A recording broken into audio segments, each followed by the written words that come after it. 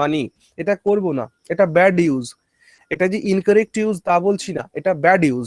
ওকে okay sir. হুম ওকে ঠিক আছে, তো চলো শুরু করি।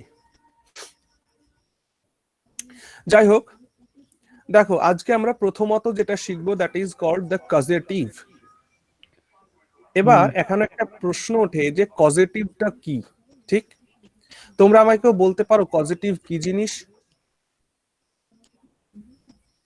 Any one of you, what is causative? Sir ওই লেট গেট ওটা যে ইউজ করি আমরা, মানে কোনো কিছু চাওয়া, মানে ধরেন চুল কাটি, আমরা তো কাটি না, নিচে কাটাই, মানে ওরকম যখন বোঝানো অর্থে যে লেট দেম বা মে দেম যেগুলো ইউজ করি ওগুলোকে পজিটিভ বলে। খুব ভালো বলেছো, তার মানে কি দাঁড়ালো?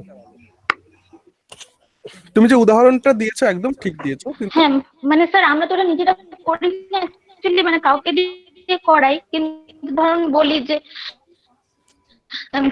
চুলটাকে কাটাতে যাবি, বলে যে কাটতে যাবি।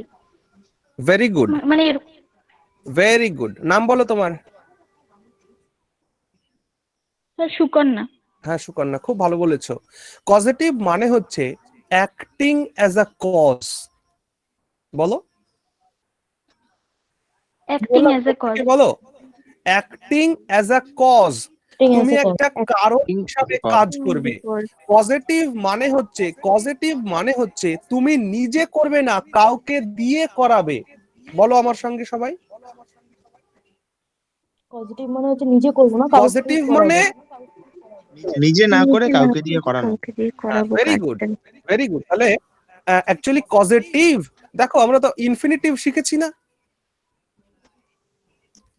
শিখেছি infinitive, to plus root verb হ্যাঁ শিখেছি আমরা, root verb, to plus root verb.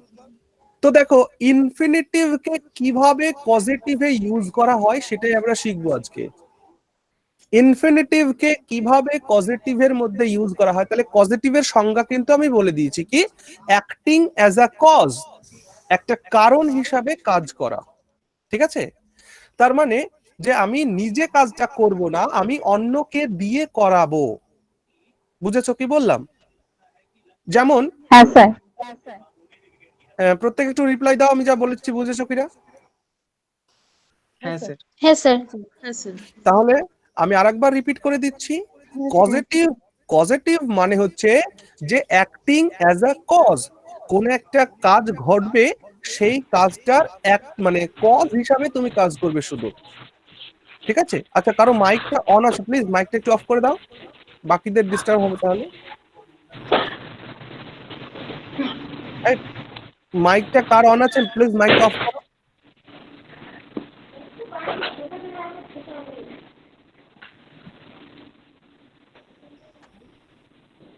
এখনো মাইকটা অফ হয়নি সকলের? সুখদেব সামথিং মাইক অন আছে। সুখদেব মাইক অফ করে দাও। ওকে, নাও তা পজিটিভ মানে বললাম acting as a cost, acting as a cause. আচ্ছা, একটা কথা মাথায় রাখবে, পজিটিভ হিসাবে আমরা কতগুলো ভার্বকে ইউজ করি। আমি আবার বলছি, কারো মাইক হয়তো অন রয়েছে, প্লিজ মাইকটাকে অফ করো। প্রসেন্টটা দেখতো কার মাইক অফ আছে, অন করে দে। এই অন আছে, অফ করে দে। দেখো পজিটিভ কে আমরা, পজিটিভ ভার্ব 4 ধরনের ভার্ব হয়, তোমরা লিখে নেবে। Number 1 have, number 2 get, number 3 let, number 4 make. এছাড়াও আরো পজিটিভ ভার্ব আছে, বাট সেগুলোকে আমরা ইউজ করি না সেভাবে, যেগুলোকে এভাবে ইউজ করি। হয়েছে? হ্যাভ, গেট, লেট, মেক, এই চারটিকে আমরা প্রপারলি পজিটিভ ওয়েতে ইউজ করি অ্যাজ এ পজিটিভ ভার্ব। ওকে, তাহলে এই হ্যাভ, গেট, লেট, মেক এরা সব হলো পজিটিভ ভার্ব। তাহলে পজিটিভ মানে আমি আরেকবার বলে দিচ্ছি যে কর্তা কোনো কাজ, কর্তা কোনো কাজ নিজে না করে অন্যকে দিয়ে করায়, অন্যকে দিয়ে করায়। বাংলা সংজ্ঞা ক্লিয়ার হয়েছে? কর্তা কোনো কাজ নিজে না করে অন্যকে দিয়ে করায়। এই ক্ষেত্রে আমরা যে ভার্বগুলোকে ব্যবহার করি সেই ভার্বগুলোকে বলা হয় কজেটিভ ভার্ব। আর আমরা এখানে কজেটিভ ভার্ব এখানে পেয়ে গেছি। কজেটিভ ভার্ব আমরা 4টে ভার্ব নিয়ে আজকে আমরা শিখবো, যেটা আমাদের এক্সাম পয়েন্ট অফ ভিউ থেকে খুবই ইম্পর্টেন্ট। ঠিক আছে?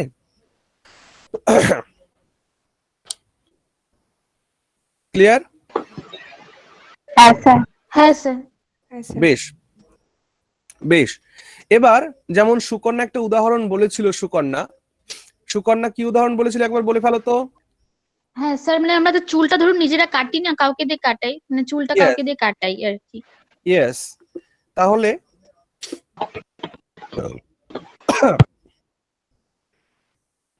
মাইকটা অফ করো।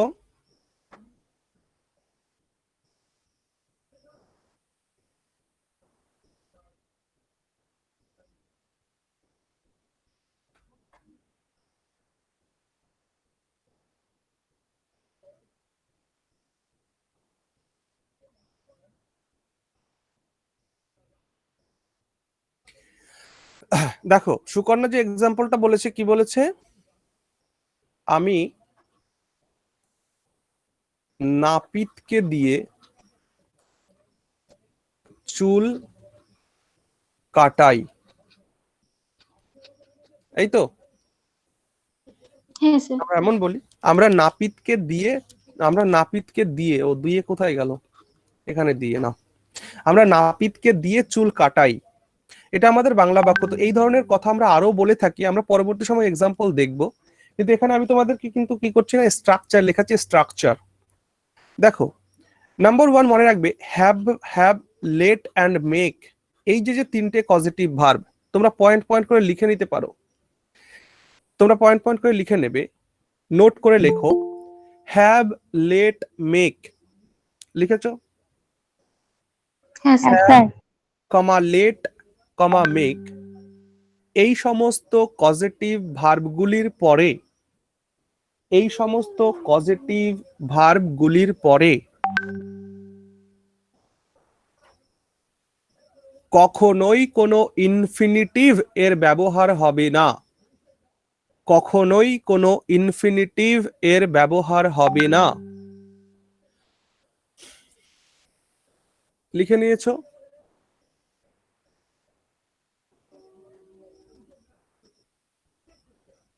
লিখে হ্যাঁ নিয়ে স্যার। হ্যাঁ স্যার। আচ্ছা। হ্যাঁ স্যার।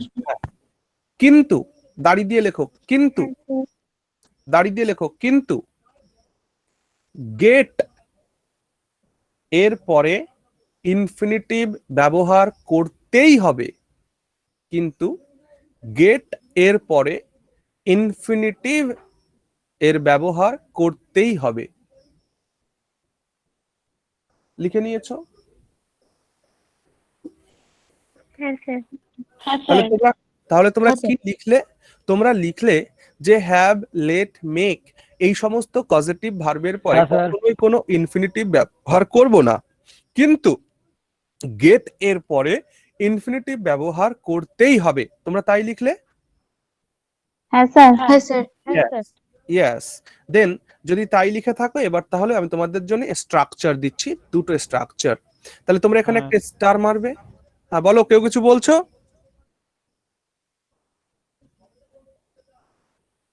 কেউ কিছু বলছো? না। আচ্ছা দেখো, structure for have, get, have, let and make. তাহলে দেখো এখানে তোমরা প্রথম পয়েন্ট করবে structure for have, let and make. Have, let আর মেক এর জন্য আমি তোমাদের স্ট্রাকচার প্রোভাইড করছি। কি স্ট্রাকচার হবে ভালো করে লিখে নেবে তোমরা। Subject plus positive verb plus doer, doer মানে বোঝো যে করবে কাজটি অ্যাকচুয়ালি,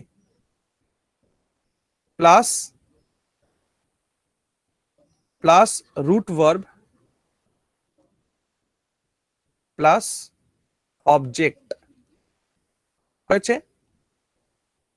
আন্ডার ব্র্যাকেট লিখে রাখবে অ্যাক্টিভ ভয়েস। আশা করছি লিখে নিয়েছো। হ্যাঁ স্যার। তাহলে have, let, make, have, let, make এই তিনটি পজিটিভ ভার্বের জন্য আমরা যে স্ট্রাকচার পেলাম সেই স্ট্রাকচার কি পেলাম? Subject plus causative verb, CV মানে পজিটিভ ভার্ব, হ্যাঁ, positive verb plus doer, doer মানে যে করবে কাজটা, plus root verb plus object. Okay, এটা নাম্বার 1 এর স্ট্রাকচার। তাহলে আমি নাপিতকে দিয়ে চুল কাটাই, এর ক্ষেত্রে আচ্ছা দ্বিতীয় স্ট্রাকচারটা লিখে দিই আগে, তারপর দ্বিতীয় স্ট্রাকচারে এখানে লিখবে structure for get, structure for get, get এর জন্য আলাদা স্ট্রাকচার রয়েছে, that is subject plus positive verb plus doer plus to plus root verb plus object, under bracket active voice. হয়েছে? লিখে নিন। তাহলে তোমরা দেখতে পাচ্ছ যে হ্যাভ, লেট, মেক এদের পরে যে শুধুমাত্র রুট ভার্ব বসেছে, এখানে কোনো ইনফিনিটিভ ইউজ হয়েছে কি? কিন্তু এখানে দেখো এখানে প্লাস রুট ভার্ব ইউজ হয়েছে। টু প্লাস রুট ভার্ব মানে কি ইনফিনিটিভ নয়? ইনফিনিটিভ, হ্যাঁ। তাহলে তোমরা যে পয়েন্ট আমি তোমাদের লিখিয়েছিলাম সেই পয়েন্টটার সঙ্গে মিলেছে কথাগুলো? হ্যাঁ স্যার। বেশ, তাহলে স্ট্রাকচার যদি লেখা হয়ে যায় তাহলে তোমরা আমায় বলো আমি নাপিতকে দিয়ে চুল কাটাই এর ট্রান্সলেশন আমি কি করব?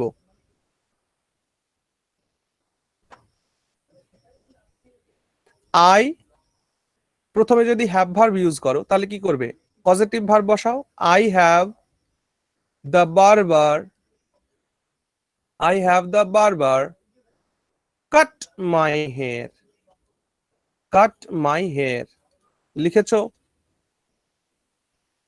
I have the barber cut my hair. This cut is root verb. বোঝা গেছে? I have the barber cut my hair. আমি নাপিতকে দিয়ে আমার চুল কাটিয়ে নি বা কাটাই। বুঝেছো? হ্যাঁ স্যার। এবার মনে করো হ্যাভ ইউজ করলে না, then you can use let here. হ্যাঁ স্যার। নেক্সট উদাহরণ তোমরা লিখবে, আমার এখানে জায়গা নেই বলে লিখতে পারছি না। নেক্সট উদাহরণ অর দিয়ে লিখে যাবে, অর দিয়ে লিখে যাবে I let the barber cut my hair, I let the barber cut my hair. তারপরে অর দিয়ে লিখবে I make the barber cut my hair, I make the barber cut my hair. অর্থাৎ কি আমি তোমাদের এই তিনটে লিখতে বলছিলাম। Number 1, I have the barber cut my hair, এটা ছিল একটা। 2 নম্বর বাক্য, I let the barber cut my hair, cut my hair, and 3 number, I make the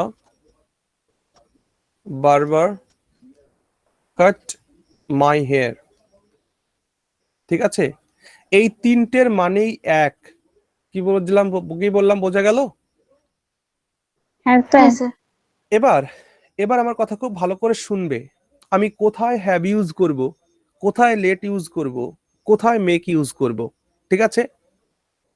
আমি কোথায় হ্যাভ ইউজ করব, কোথায় লেট ইউজ করব, কোথায় মেক ইউজ করব, আর এরপরে অর দিয়ে তোমরা 4 নম্বর বাক্য লিখবে I get the barber, to get the বারবার টু কাট মাই হেয়ার, টু কাট মাই হেয়ার। বোঝা গেছে? একই, এই 4টে বাক্যই এক, লিখে রাখো। আমি নাপিতকে দিয়ে আমার চুলটি কাটিয়ে নিই। হয়েছে? হ্যাঁ স্যার। আচ্ছা, প্রত্যেকের হয়েছে, রিপ্লাই দাও। হ্যাঁ স্যার। তাহলে হ্যাঁ, এই স্যার। যে- হ্যাঁ স্যার হয়েছে। হ্যাঁ, এই যে চারটে বাক্য লিখলে, এই চারটে বাক্য লিখলে কার ট্রান্সলেশন? একটা বাক্যেরই ট্রান্সলেশন কি? আমি নাপিতকে দিয়ে আমার চুল কাটিয়ে নিই। আমার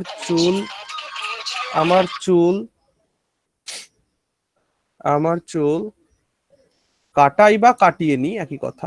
এটা এই একটা বাক্যের চারটে ট্রান্সলেশন তোমরা এখানে পেলে। ওকে, এখন কথা হচ্ছে কোথায় আমি হ্যাভ ইউজ করব, কোথায় আমি লেট ইউজ করব, কোথায় আমি মেক ইউজ করব, এন্ড কোথায় আমি গেট ইউজ করব। এটা একটা বিরাট বড় প্রশ্ন উঠে দাঁড়িয়েছে, তাই না? হ্যাঁ স্যার। এবং তোমরা মনে রেখো, এই যে চারটি সেন্টেন্স তোমরা এখানে লিখেছো, এই চারটি সেন্টেন্স কিন্তু ইজ ইন অ্যাক্টিভ ভয়েস। বলো, কি বললাম? Is in active voice. Yes, এই চারটে বাক্যই হচ্ছে একটা অ্যাক্টিভ ভয়েসের মধ্যে রয়েছে। তাহলে এর প্যাসিভ ফর্মও হয়, আমরা একটু পরেই শিখবো। তাহলে দেখো, প্রথমত দেখো, লেট ইজ, যখন তুমি লেট ইউজ করছো, লেট ইউজ করার জন্য, লেট মানে কি? Two permit. লেট ইউজ মানে কি? টু পারমিট, কাউকে অ্যালাউ করা, কাউকে পারমিট দেওয়া বা অ্যালাউ করা। কি বলেছো, বুঝেছো? তাহলে তুমি যদি নাপিতকে অ্যালাউ করো তোমার চুলটি কাটার জন্য, তাহলে সে কাটবে। যদি তুমি অ্যালাউ না করো, সে কাটবে না। তাহলে যে সমস্ত কাজের ক্ষেত্রে তোমার অনুমতির দরকার আছে, সেই ক্ষেত্রে আমরা কি ইউজ করব? লেট। বোঝা গেছে? হ্যাঁ স্যার। হ্যাঁ স্যার। প্রত্যেকের ক্লিয়ার হচ্ছে? তোমরা কিন্তু এগুলো লিখে রাখবে, এই জন্য আমি একটু ফাঁকা রেখেছি জায়গা। তোমাদের যদি ফাঁকা না থাকে, তোমরা ডান সাইডে লিখে রাখবে। লেট ইউজ করব কখন? যখন আমরা পারমিট করব বা অ্যালাউ করব। To permit or to allow. Clear? হ্যাঁ স্যার। আচ্ছা, এবার তার পরেরটা দেখো, মেক। মেক কে কখন আমরা ইউজ করব? যখন তুমি কি করছো না, যখন তুমি ফোর্স করছো কাউকে, ঠিক আছে? টু ফোর্স, ঠিক আছে? তাহলে ফোর্স করলে আমরা কি ইউজ করব? মেক ইউজ করব। সরি, তাহলে মেকের ইউজ কখন আমরা করি? ফোর্স। দেখো, I make the barber cut my hair, মানে আমি নাপিতকে দিয়ে চুল কাটিয়ে নেই। হ্যাঁ, মানে আমি এটা বারবারকে ফোর্স করি। জেসে কি, তোমরা এরকম উদাহরণ আরো পাবে, কি? আমি তাকে হাসাই। হ্যাঁ, তার ইংরেজি কি হবে? আমি তাকে হাসাই, ইংরেজি কি হবে? আই মেক মি লাফ। আই মেক হিম লাফ। আই মেক হিম, তাকে আই মেক হিম লাফ। তাহলে মেক কখন ইউজ করব? যখন আমরা ফোর্স করব কাউকে কোনো কিছু করতে, ঠিক আছে? He made me do the job, এরকম তোমরা বলবে, শুনেছো বলতে? দেখবে যখন কোনো সিনেমা, যদি কোনো হলিউডের সিনেমা তোমরা দেখো, তখন দেখবে সেখানে যদি কোনো ট্রায়াল চলে, কেউ যদি কোনো ধরনের মনে করো ট্রায়াল হচ্ছে, সে কোনো একটা আদালতে দাঁড়িয়ে আছে, তখন সে তার নিজের দোষটাকে ঢাকার জন্য সে বলবে হি মেড মি, হ্যাঁ, হি made me do the job, মানে সে আমায় বাধ্য করেছিল এই কাজটা করতে, মানে সে আমাকে দিয়ে এই কাজটা করিয়েছিল। কি বললাম, বুঝেছো? তাহলে লেটের ইউজ আমরা করব কখন? যখন আমরা কাউকে অ্যালাউ করব বা কাউকে পারমিট দেব। মেকের ইউজ কখন করব আমরা? যখন আমরা কাউকে ফোর্স করব, কোনো কিছু করার জন্য বাধ্য করব। বাংলায় লিখে রাখতে পারো, ফোর্সের মানে বাধ্য করা, ঠিক আছে? কাউকে দিয়ে আমি কোনো কিছু করাবই, এমন যদি বোঝাই, তাহলে আমি ইউজ করব ফোর্স, ঠিক আছে? হ্যাঁ স্যার। আচ্ছা, এবার কথা হচ্ছে হ্যাভ কখন ইউজ করব, ঠিক আছে? মনে রাখবে, হ্যাভ আমার নিজের প্রয়োজনে, ঠিক আছে? নিজের প্রয়োজনে, for the purpose of subject. সাবজেক্টের পারপাসে যদি কোনো কাজ হয়, তাহলে আমরা হ্যাভ ইউজ করব। সাবজেক্টের পারপাস, সাবজেক্টকে আই, এখানে আমি সাবজেক্ট। আমার পারপাসে যদি কোনো কাজ আমার করতে হয়, যেমন কি I have the barber cut my hair, আমি আমার চুলটাকে নাপিতকে দিয়ে কাটিয়ে নিই বা কাটাই, এটার মানে আমার পারপাসে, আমার সাবজেক্টের উদ্দেশ্যে কোনো একটা কাজ করছে, যার মধ্যে অ্যালাওয়েন্স থাকে না, যার মধ্যে ফোর্স থাকে না, জাস্ট নিজের স্বার্থ চরিতার্থ করার জন্য কোনো কাজ করা হচ্ছে, তখন আমরা ইউজ করব হ্যাভ। বোঝা গেল? হ্যাঁ স্যার। হ্যাঁ স্যার। এবার কথা হচ্ছে গেট কখন ইউজ করব। মনে রাখবে get is used in general form, it is used in general form, এটা আমরা জেনারেল ফর্মে ব্যবহার করে থাকি। অর্থাৎ তুমি বুঝতে পারছো না যে কাজটা ফোর্স হবে না অ্যালাউ বা পারমিট হবে নাকি না সাবজেক্টের পারপাসে কাজ হবে, এটা তোমরা যখন বুঝতে পারছো না তখন তোমরা ইউজ করবে গেট। Point clear? হ্যাঁ Yes, sir. তাহলে তাহলে তাহলে দেখো এক্সামিনার তোমাদের যে ভুলটা দেবে সেখানে এক্সামিনার তোমাকে দেবে আই গেট দা বারবার এই কাট মাই হেয়ার, এখানে টুটাকে গায়েব করে দেবে। কি বললাম বুঝেছো? Yes, sir. হ্যাঁ, কিন্তু একটু আগে আমি তোমাদের একটা স্ট্রাকচার দেখালাম যে গেট যখন পজিটিভ ভার্ব, গেটকে যখন তুমি ব্যবহার করছো তখন তোমাকে 100% ইনফিনিটিভ ব্যবহার করতেই হবে। কিন্তু এক্সামিনার হয় তোমাকে গেটের সঙ্গে ইনফিনিটিভ দেবে না, অথবা অথবা এই মেকের পরে এইখানে টু এর আগে একটা এখানে একটা টু বসিয়ে দিতে পারে, এখানে একটা টু বসিয়ে দিতে পারে, আদারওয়াইজ এখানেও একটা টু বসিয়ে দিতে পারে। বোঝা গেল? হ্যাঁ হ্যাঁ বেশ স্যার। বেশ, তাহলে বলো পজিটিভ অ্যাক্টিভ ভয়েসের ক্ষেত্রে যেগুলো পরিষ্কার বোঝা গেছে। হ্যাঁ স্যার এছাড়াও আমি তোমাদের আরো কতগুলো উদাহরণ লিখিয়ে দিচ্ছি, এক্সাম্পল তোমরা লিখে রাখবে, যে আরো কয়েকটা এক্সাম্পল লিখিয়ে দিচ্ছি। জেসে কি আমি এভাবে বলতে পারি কি যে আই হ্যাড পাস্ট টেন্সে করে দিলাম। হ্যাঁ, আই হ্যাড, আচ্ছা বাংলাটা বলে দিই এখানে। হ্যাঁ, এটার বাংলা তোমরা লিখে নাও তো। 1 নম্বরের বাংলা, আমি মেকানিককে দিয়ে আমার সাইকেলটি সারিয়ে নিয়েছিলাম। লেখো, আমি মেকানিককে দিয়ে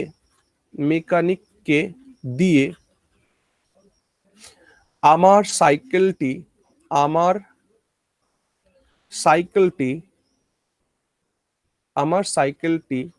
সারিয়ে নিয়েছিলাম।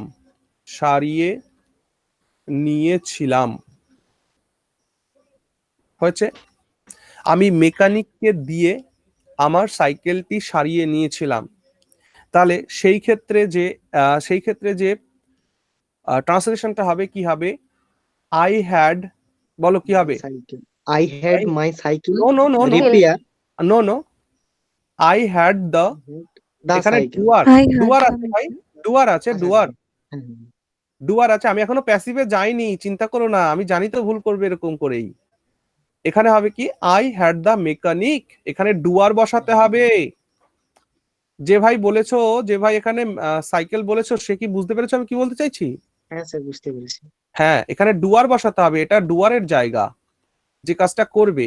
আই হ্যাড দ্য মেকানিক, এরপর কি ভার্বের রুট ফর্ম বসাবো, that is repair my cycle. বোঝা গেছে? I had the mechanic repair my cycle, এর মানে আমি মেকানিককে দিয়ে আমার সাইকেলটি সারিয়ে নিয়েছিলাম। বোঝা গেল? হ্যাঁ হ্যাঁ স্যার স্যার আচ্ছা, তার পরের বাক্যের জন্য ট্রান্সলেশন লিখবে আমি তাকে হাসাই, আমি তাকে হাসাই। এর ক্ষেত্রে আমরা কি লিখবো? I I make him I make him laugh. Make him Laugh. Laugh, I make him লাভ।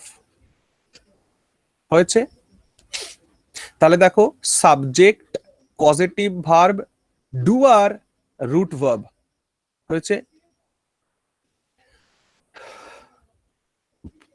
তারপরের একটা বাক্য লেখো,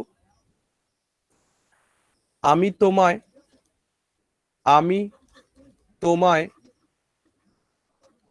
সেখানে আমি তোমায় সেখানে যেতে দিই। এখানে বারবার আমি আই সাবজেক্ট করছি, তোমরা অ্যানাদার সাবজেক্ট ইউজ করতে পারো। আমি তোমায় সেখানে যেতে দিই, এর ইংরেজি কি হবে? I I let you go there. go there. বোঝা গেল? I let you go there. তারপরে যদি আমি আরেকটা বাক্য বলি, যে আমি রামকে দিয়ে চিঠি লিখিয়ে নিই, আমি রামকে দিয়ে চিঠি লিখিয়ে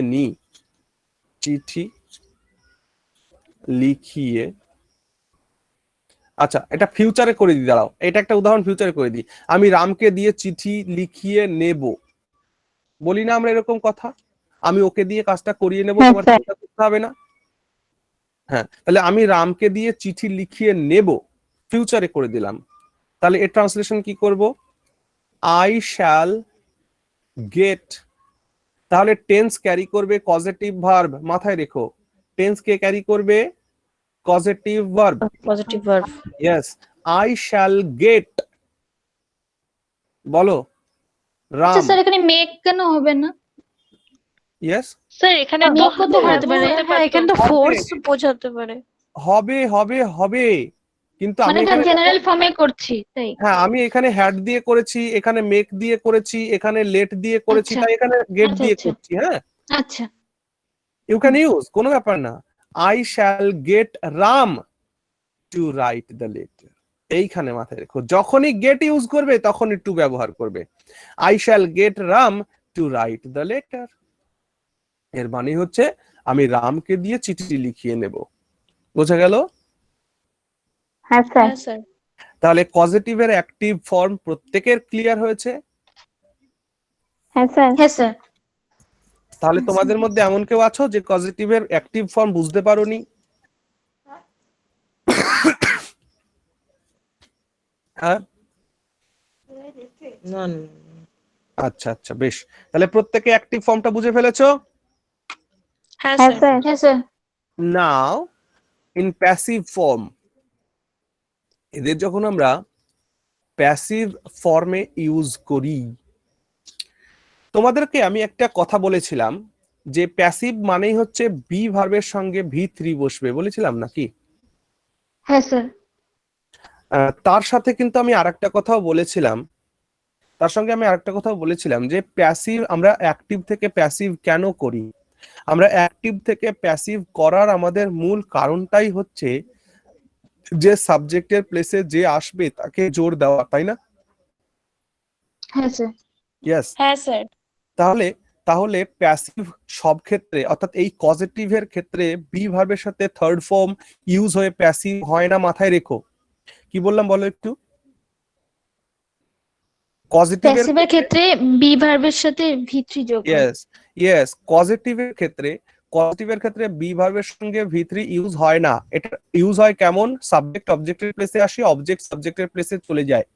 যেমন আমি তোমাদের স্ট্রাকচার দিলে তোমরা ইউজ করো। আরেকটা জিনিস মনে রাখবে, পজিটিভ যখন প্যাসিভে আসবে, কি বলছি আমি বললাম পজিটিভ ভার্ব বা পজিটিভ যখন প্যাসিভে আসবে তখন আমরা মোস্টলি দুটো পজিটিভ ভার্বকে ইউজ করি, that is get and have. মনে রেখো, আমরা পজিটিভে মাত্র দুটো, পজিটিভের প্যাসিভে আমরা মাত্র দুটো ভার্বকে ইউজ করি, that is get and have. বোঝা গেছে কি বললাম? হ্যাঁ স্যার। হ্যাঁ স্যার। এবার এই ক্ষেত্রে যে স্ট্রাকচারটা হয় সেটা দেখাটাই তোমাদের খুবই ইম্পর্টেন্ট কাজ। দেখো স্ট্রাকচার, এগুলো তোমাদের কেন শেখাচ্ছি জানো? এগুলো তোমাদের শেখাচ্ছি তোমাদের বেটার রাইটিং স্কিলের জন্য। জেনারেলি এখান থেকে কিন্তু এক্সামে কোয়েশ্চেন হয় না, আমি আবার বলছি। তবে তোমাদের ভাগ্য যদি ভালো থাকে সেন্টেন্স ইমপ্রুভমেন্টের ক্ষেত্রে তোমরা বাক্য পেলেও পেয়ে যেতে পারো। আদারওয়াইজ যদি কোনো পেপার খুব কঠিন হয়ে যায় তাহলে এই ধরনের প্রশ্ন ওখানে দিতে পারে। কি বললাম বুঝেছো? হ্যাঁ স্যার। হ্যাঁ। মনে করো কোনো একটা এক্সামে মনে করো ইংলিশের পেপার খুব কঠিন হলো, খুব হার্ড পেপার হলো। যদি খুব হার্ড পেপার হয় তবেই তোমাকে এই পজিটিভ থেকে কোয়েশ্চেন দেওয়া হবে, আদারওয়াইজ পজিটিভ থেকে তোমাকে কোনো কোয়েশ্চেন দেওয়া হবে না। কিন্তু এই পজিটিভ গুলো আমরা শিখছি আমাদের রাইটিং পারপাসের জন্য, কারণ ইংরেজি শেখার আমাদের মূলে একটাই উদ্দেশ্য রয়েছে যে আমি যাতে বাংলাটাকে ইংরেজির মতন করে লিখতে পারি বা বলতে পারি, সেই জন্যে। তাই এই যে গ্রামারের প্রত্যেকটা টার্ম এগুলোকে আমাদের খুব ভালো করে শিখতে হবে। ওকে, দেন এই পজিটিভ ভার্ব যখন প্যাসিভে চলে আসে তখন তার স্ট্রাকচার কেমন হয়, আর mostly used as get and have, এটা মাথায় রাখতে হবে। এবং এদের স্ট্রাকচারটা কেমন হয়ে যায় খুব ভালো করে খেয়াল করবে। Subject plus positive verb plus object plus ভি3 প্লাস এটা ডুয়ার, ব্র্যাকেটে রাখলাম, দিস ইজ অপশনাল। ঠিক আছে, মানে বাই ডুয়ার, এটা অপশনাল, এটা তুমি লিখতেও পারো নাও লিখতে পারো। স্ট্রাকচারটা লিখে নিয়েছো? হ্যাঁ স্যার। Subject plus causative verb plus object plus V3 plus by doer, এটা অপশনাল, তুমি লিখতেও পারো নাও লিখতে পারো। ওকে, এবার এটার ক্ষেত্রে এক্সাম্পল লেখানোর আগে, এদের এক্সাম্পল লেখানোর আগে আমি তোমাদেরকে একটা জিনিস দেখাতে চাই। আমি এখানে একটা বাক্য বলছি, যেমন আমি মেকানিককে দিয়ে আমার সাইকেলটি সারিয়ে নিই, আমার সাইকেলটি সারিয়ে নিই। আমি মেকানিককে দিয়ে আমার সাইকেলটি সারিয়ে নিই, এটা দুটো ট্রান্সলেশন তোমরা করতে পারো। একটা তোমরা করতে পারো অ্যাক্টিভ ভয়েসে, আর একটা তোমরা করতে পারো প্যাসিভ ভয়েসে। ওকে, অ্যাক্টিভ ভয়েসে তোমরা যদি করো তাহলে তোমরা কি করবে? তোমরা করবে আই হ্যাভ দ্য মেকানিক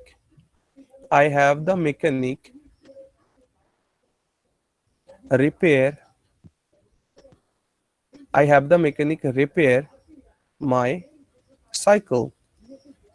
ঠিক আছে, কিন্তু যদি এটা প্যাসিভে চলে যায়, তাহলে কি হয়ে যাবে? তাহলে দেখো, this one is my object, this one is my doer, ঠিক আছে, and this one is my root verb. ঠিক আছে, কিন্তু প্যাসিভের ক্ষেত্রে এই অবজেক্টটা এই ডুয়ারের প্লেসে আসবে, ডুয়ারের প্লেসটা এই অবজেক্টের প্লেসে যাবে। আমরা প্যাসিভে এরকমই জিনিস শিখেছিলাম না আগের দিন, যেদিন আমরা প্যাসিভের সম্পর্কে একটু কথা বলেছিলাম? হ্যাঁ স্যার। ইয়েস। তাহলে এই যে প্যাসিভের এই যে স্ট্রাকচারটা লিখেছো, সেই স্ট্রাকচারটা এখানে আমি দেখাচ্ছি কি হবে। এখানে তুমি লিখবে আই হ্যাভ মাই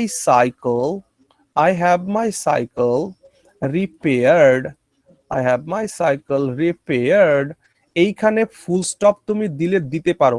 তুমি যদি এখানে ফুল স্টপ না দিতে চাও, you can use by the mechanic. কি বললাম বুঝেছো? এই by the mechanic, this is optional, তুমি ইউজ করতেও পারো নাও ইউজ করতে পারো। I have my cycle repaired, এর মানে হচ্ছে আমি আমার সাইকেলটি সারিয়ে নিই। এবার জেনারেলি সাইকেল একটা মেকানিকই সারে, তাই বাই দ্য মেকানিক ইউজ করার কোনো প্রশ্নই ওঠে না। আবার তোমরা যদি চাও না ইউজ করতে চাও তো করতেই পারো, যে I have my cycle repaired by the mechanic. তাহলে এই দুটোকে আমি একসাথে এই জন্যই তোমাদের দেখালাম, যদি তোমরা হ্যাবের পরে ডুয়ারকে বসাও, অর্থাৎ পজিটিভ ভার্বের পরে যদি তোমরা ডুয়ারকে বসাও তাহলে সেটা অ্যাক্টিভ ফর্মে চলে যাবে। আর যদি পজিটিভ ভার্বের পরে যদি তোমরা অবজেক্টকে বসাও, অবজেক্টকে কি কাজটা করবে সেটা বসালে এটা প্যাসিভ ফর্মে চলে যাবে। এখানে রুট ভার্ব ইউজ হয়েছে, তোমরা দেখতে পাচ্ছ, এখানে ভার্বের থার্ড ফর্ম ইউজ হয়েছে। ক্লিয়ার হলো কিনা বলো আমায়? হ্যাঁ স্যার। প্রত্যেকের ক্লিয়ার? এবং তোমাদের যদি হ্যাঁ স্যার। তোমাদের যদি খুবই সৌভাগ্য থাকে, কোশ্চেন পেপার যদি খুব হার্ড করে, তোমরা এখান থেকে কোশ্চেন পেয়ে যাবে। কি কোশ্চেন পাবে এখান থেকে বলো? এখান থেকে তোমরা পাবে, দেখবে my cycle repair by the mechanic লেখা থাকবে। তাহলে যখন মাই সাইকেল অবজেক্ট আগে এসছে, প্যাসিভ সেন্স হবে, ভার্বের থার্ড ফর্ম বসে যাবে। বুঝেছো? হ্যাঁ স্যার। হ্যাঁ স্যার। আর ওপরের বাক্যর ক্ষেত্রে কি হবে, কিভাবে এক্সামিনার ভুল দেবে? ওপরের বাক্যর ক্ষেত্রে এক্সামিনার তাহলে যখন মেকানিক এসছে তখন রিপেয়ার্ড হবে না, রুট ভার্ব রিপেয়ার ইউজ করতে হবে। বোঝা গেছে? হ্যাঁ স্যার। হ্যাঁ, অ্যাকচুয়ালি এখানে আমি যে রুট ভার্ব লিখে রেখেছি তার মানে হচ্ছে, মনে রাখবে এই যে পজিটিভ ভার্বের পরে কখনোই ইনফিনিটিভ বসে না, সেটাই আমি তোমাদের লিখিয়েছিলাম। তাহলে যদি ইনফিনিটিভ বাদ যায়, ইনফিনিটিভ মানে কি? টু প্লাস রুট ভার্ব, তাহলে যদি ইনফিনিটিভ না বসে, টুটা না বসলে কি রুট ভার্ব পড়ে থাকে না বলো? হ্যাঁ স্যার। হ্যাঁ স্যার। সেই জন্যই আমি এখানে রুট ভার্ব লিখেছি। ওকে, হ্যাঁ স্যার। ইয়েস। তাহলে তাহলে আমরা যখন একটা কথা বলবো যে আমি রামকে দিয়ে চিঠিটি লিখিয়ে নিই, আমি রামকে দিয়ে চিঠিটি লিখে নিই, এটার প্যাসিভ করলে কি হয়ে যাবে বলো? I get the letter, I get the letter, I get the letter written, Written by Ram. I get the letter written. এখানে লিখে তুমি ফুল স্টপ দিতে পারো, যদি না চাও বাইরাম দিয়ে দেবে, বাইরাম ইউজ করে দেবে। প্রত্যেকের ক্লিয়ার হয়েছে? Yes, sir. Yes, I sir. Get the letter Yes, written sir. By Ram, আমি রামকে দিয়ে চিঠিটি লিখিয়ে নিই। এটাকে তোমরা যদি অ্যাক্টিভ ভয়েসে বলো কি বলবে? I get Ram to write the letter. প্যাসিভে যখন বলবে কি বলবে? I gate the letter written by Ram. বোঝা গেছে? Yes, sir. Yes, sir. প্রত্যেকে বুঝতে পেরেছো কিনা বলো একবার আমায়, যদি কারো কোনো কোয়েশ্চেন থাকে। স্যার বলছি যখন ভার্বের ভিটি ফর্মটা আসবে তখন আমরা ইনফিনিটিটা গেটের পরে ব্যবহার করব না, তাই তো? আহ, কোথায় আছে বলো একটু আমায়। যেটা করালেন যে আমি রামকে দিয়ে চিঠি লিখিয়ে নিই, এখানে যে I gate the letter written Oh, by yes. Ram, হ্যাঁ হ্যাঁ হ্যাঁ হ্যাঁ, না এখানে কোনো ইনফিনিটিভের দরকার নেই, কারণ ইনফিনিটিভ মানে কি তুমি বলো আমায়। ইনফিনিটিভ মানে হচ্ছে two plus root verb.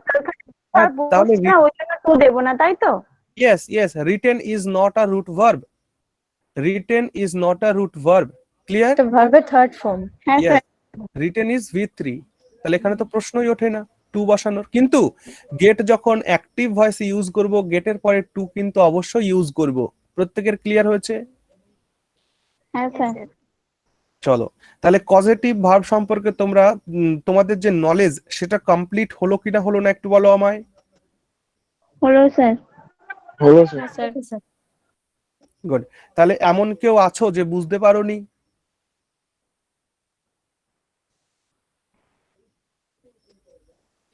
Sir হ্যাঁ বলো। স্যার বলছি আপনি যেটা করিয়েছেন প্রথমে যে আমি মেকানিককে দিয়ে আমার সাইকেলটি সারিয়ে নিয়েছিলাম, তো ওখানে I had the mechanic repair my cycle, ওই Yes. হ্যাডটা কি আপনি হ্যাড করেছিলেন? হ্যাঁ হ্যাঁ হ্যাঁ, হ্যাভের পাস্ট ফর্ম, আমি ওটা আচ্ছা, past have a past first form করেছিলেন, হ্যাঁ হ্যাঁ হ্যাঁ ঠিক হ্যাঁ। আছে। তাহলে একটা কথা তোমরা দেখো, এই প্রশ্ন যখন তোমার মনের মধ্যে এসছে, বাকিদের মনেও এই প্রশ্নটা আসতে পারে অন্য কোনো এক্সাম্পল দেখলে। তাই তোমরা একটা ছোট্ট নোট লিখে রাখবে যে tense is always carried by causative verb, tense is always carried by causative verb. বাংলায় লিখলে লিখবে টেন্স সর্বদা কজেটিভ ভার্ব বহন করবে, টেন্স সর্বদা কজেটিভ ভার্ব ব্যবহার করবে। এই কথাটা আমার বলা লাগে না তোমাদের, কেন বলো তো আমায়? তোমাদের আমি আগের দিনই বলেছিলাম রুট ভার্ব সবসময় রুট ফর্মে ইউজ হয়, এরা তো নন ফাইনাইট ভার্ব, তাই না? রুট ভার্বটা ফাইনাইট স্যার। নন ফাইনাইট পড়ানোর সময় আমি বলেছিলাম না, ইনফিনিটিভ জেরান্ড হ্যাঁ। এগুলো সব নন ফাইনাইট। তো নন বলেছিলেন। ফাইনাইট তো কখনোই টেন্স ইউজ করবে না। নন ফাইনাইট ভার্বকে তো নন টেন্স ভার্বই বলা হয়। তাহলে ইনফিনিটিভ যদি টেন্স না ক্যারি করতে পারে, তাহলে আর যে বাদবাকি ভার্ব আছে সেটা ক্যারি করবে, আর বাদবাকি ভার্ব হতে আমার পজিটিভ ভার্বই রয়েছে, ঠিক না? হ্যাঁ স্যার। হ্যাঁ স্যার। হ্যাঁ, এবং দেখো পড়ার শেষে তোমরা এই জিনিসগুলোকে একটু কম্পেয়ার করবে, যে তুলনা করতে শুরু করবে যে হ্যাঁ হ্যাঁ এইখানে এই ঘটনা ছিল, এইখানে এই ঘটনা হলো, মিলে যাবে, দেখবে প্রত্যেকটা মিলে যাবে। বুঝতে পারছো কথাটা? হ্যাঁ স্যার। হ্যাঁ স্যার। ওকে, আশা করছি তাহলে পজিটিভ ভার্বটা ক্লিয়ার হয়েছে। আমি একবার তোমাদের সাম আপ করে দিচ্ছি। সাম আপটা কি না, আমি বলেছিলাম যে পজিটিভ ভার্ব মানে হচ্ছে যে অ্যাক্টিং অ্যাজ আ কজ। যখন তুমি নিজে কাজ না করে অন্যকে দিয়ে কাজ করাবে, তার মানে কি তুমি একটা কোনো কিছুর মানে একটা কজ হয়ে দাঁড়াবে, কোনো একটা অ্যাকশনের তুমি একটা কজ হবে। যেমন আমি নাপিতকে দিয়ে চুল কাটাই, তো চুল কাটবে নাপিতেই, কিন্তু তুমি একটা কজ হবে, তুমি একটা কারণ হবে, কারণ তোমার মাথা নাপিতকে গিয়ে না দিলে নাপিত চুল কাটবে কোথা থেকে? হাওয়ায়। বুঝতে পারছো? হ্যাঁ স্যার। Yes, sir. ওকে, গুড। তাহলে আশা করছি তোমরা পজিটিভ ভার্বটা খুব ভালোভাবে শিখে গেছো। হ্যাঁ স্যার। Yes, sir. হ্যাঁ আচ্ছা, এবার পজিটিভ নিয়ে আর তো কোনো কোশ্চেন থাকার কথা না বলে আমার মনে হয়, যদি থাকে তো আমাকে নেক্সট ক্লাসে অবশ্যই জানিও, অথবা আমাকে গ্রুপ এসএমএস করে জানিও, অথবা তোমরা আমাকে কল করতে পারো। চলো এবার আমরা শিখি ক্লজ সম্পর্কে কিছু শিখি। সো দেখো অ্যাকচুয়ালি ক্লজ তোমরা জানো অনেক বড় চ্যাপ্টার, তাই না? হ্যালো হ্যাঁ প্লিজ। স্যার, হ্যাঁ হ্যাঁ স্যার। স্যার, হ্যাঁ স্যার। তোমরা জানো ক্লজ একটা বিরাট বড় জিনিস, ওরে সর্বনাশ এত কিছু রয়েছে ক্লজের মধ্যে, কিন্তু আমি তোমাদের এই আজকের ক্লাসে ক্লজটাকে কমপ্লিট করে দেবো উইদিন 30 মিনিটস। মানে এখন বাজে 8:51। আচ্ছা, আজকে যে আমার একটু ফোর্স কম আছে তোমরা কি বুঝতে পারছো? না স্যার। Yes, sir. মানে আমার কথাবার্তার মধ্যে কেমন যেন একটা মরা মরা হ্যাঁ মরা হ্যাঁ, ভাব একটু আছে। চেঞ্জ আছে স্যার, হ্যাঁ একটু চেঞ্জ আছে। হ্যাঁ, কারণ আজকে সারাদিন মানে ছুটেছি, বিভিন্ন জায়গায় ছুটেছি, যার কারণে শরীরটা খুব ক্লান্ত লাগছে। এই জন্য তোমার আমি বাড়ি ফিরতেও দেরি হলো, তোমাদের প্রসেনদাকে নিয়ে আমি গিয়েছিলাম, বিভিন্ন জায়গায় গিয়েছি, যার কারণে এতটা ঝক্কি হলো। তো যাই হোক, আপনার চলো। গলাটাও বসে স্যার গেছে। আপনার ঠান্ডা লেগেছিল, ঠিক হয়ে গেছে? মানে ঠিক হয়ে এখন ঠিক আছেন? মানে ঠান্ডাটা এখনো আছে, গলাটা আস্তে আস্তে খুলছে, গলাটা গলাটা বসে খুলতেই আছে। হচ্ছে। হ্যাঁ, গলাটা সেরকম আছে, কিন্তু আমাদের গলা যতই খারাপ থাক দেখবে সাউন্ডটা কিন্তু খুব ক্লিয়ারই আছে, ঠিক না? হ্যাঁ স্যার। হ্যাঁ স্যার। ইয়েস, ওকে। তো আমরা এখন শিখবো হলো ক্লজ, ঠিক আছে? আসলে ক্লজ মানে হচ্ছে, তোমরা একটা জিনিস বলো, ক্লজ মানে তোমরা বলো আমায় এ স্মল সেন্টেন্স, মানে তোমরা এভাবে বলো যে a sentence like thing, a sentence like thing, মানে বাক্যের মতন একটা জিনিস। বাংলায় লেখো বাক্যের মতো একটা জিনিস। তাহলে আমি যদি বলি এক কথায় ক্লজ কি, তোমাদের উত্তর আসবে clause is a sentence like thing. Clause হচ্ছে একটা সেন্টেন্সের মতন জিনিস, ক্লজ একটা বাক্যের মতন জিনিস। এটা তোমরা কেন বলতে পারবে? কারণ আমি তোমাদেরকে প্রথম ক্লাসে দেখিয়েছিলাম যে একটা সেন্টেন্স সমান সমান আমি কি লিখতে পাই। তোমরা বলেছিলে মানে আমি তোমাদের শিখিয়েছিলাম যে একটা সেন্টেন্স সমান সমান তোমরা লিখতে পারবে subject plus verb plus object. বলো এগুলো করেছিলাম কিনা? তারপরে তোমরা হ্যাঁ, বলেছিলে ভার্ব প্লাস অবজেক্ট, তারপরে তোমরা বলেছিলে যে সাবজেক্ট প্লাস ভার্ব, তারপরে তোমরা বলেছিলে অনলি ভার্ব। এভাবে 4টে স্ট্রাকচার দেখিয়েছিলাম না একদম ভেরি ফার্স্ট ডে? হ্যাঁ স্যার। এবার কথা হচ্ছে, তাহলে এগুলো যদি বাক্য হয় তো মনে রেখো এই যে যে গুণাবলী, এর মধ্যে যা যা গুণাবলী রয়েছে একটা ক্লজের মধ্যেও সেই গুণাবলী রয়েছে।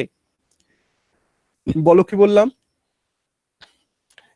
এই যে স্ট্রাকচার, এই যে সেন্টেন্সের স্ট্রাকচার, এদের মধ্যে যা যা গুণাবলী ক্লজের মধ্যেও সেই গুণাবলী রয়েছে। এবার আমি আসি ক্লজের যে গ্রামারের ভাষায় বা ইংরেজিতে ক্লজের যে সংজ্ঞা, তাকে আমরা কি বলবো। হ্যাঁ, তোমরা লিখতে থাকো, ক্লজের সংজ্ঞা লেখো, সায়েন্টিফিক ডেফিনিশন অফ ক্লজ লেখো। Clause is a collection of words, clause is a collection of words. প্রত্যেকে লিখছো? হ্যাঁ স্যার। হ্যাঁ sir. Yes, clause is a collection of words with a subject, and a finite verb, with a subject and a finite verb, with a subject and a finite verb. লিখে নিয়েছো? হ্যাঁ sir. তাহলে হ্যাঁ sir. তাহলে ক্লজের সংজ্ঞা আমি কি বললাম? ক্লজের সংজ্ঞা আমি বললাম clause is a collection of words with a subject and a finite verb. তাহলে একটা ক্লজের মধ্যে মিনিমাম একটা সাবজেক্ট থাকতে হবে এবং তার সাথে একটা ফাইনাইট ভার্ব থাকতে হবে। এবার কথা ওঠে ফাইনাইট ভার্ব কি জিনিস? অলরেডি আমি ফাইনাইট ভার্ব তোমাদের শিখিয়ে দিয়েছি, ঠিক? হ্যাঁ স্যার। হ্যাঁ স্যার। তাহলে যে সমস্ত ভার্ব টেন্স ক্যারি করতে পারে তাদের থাকতে হবে, তবে সেটা ক্লজ হবে। এখন কথা হলো যে সেন্টেন্স আর ক্লজ যদি একই রকম হয় তাহলে সেন্টেন্স আর ক্লজ আলাদা করার দরকার কি? প্রশ্ন আসে কিনা আসে না? হ্যাঁ স্যার। স্যার আছে প্রশ্ন। Very good. তাই এখান থেকে প্রশ্ন যখন আসে তখন আমি বলি যে দেখো, তোমাকে মনে করো, ধরো তোমাকে বলা হয়েছে একটি বাক্যে মত প্রকাশ করো। কি বলা হয়েছে?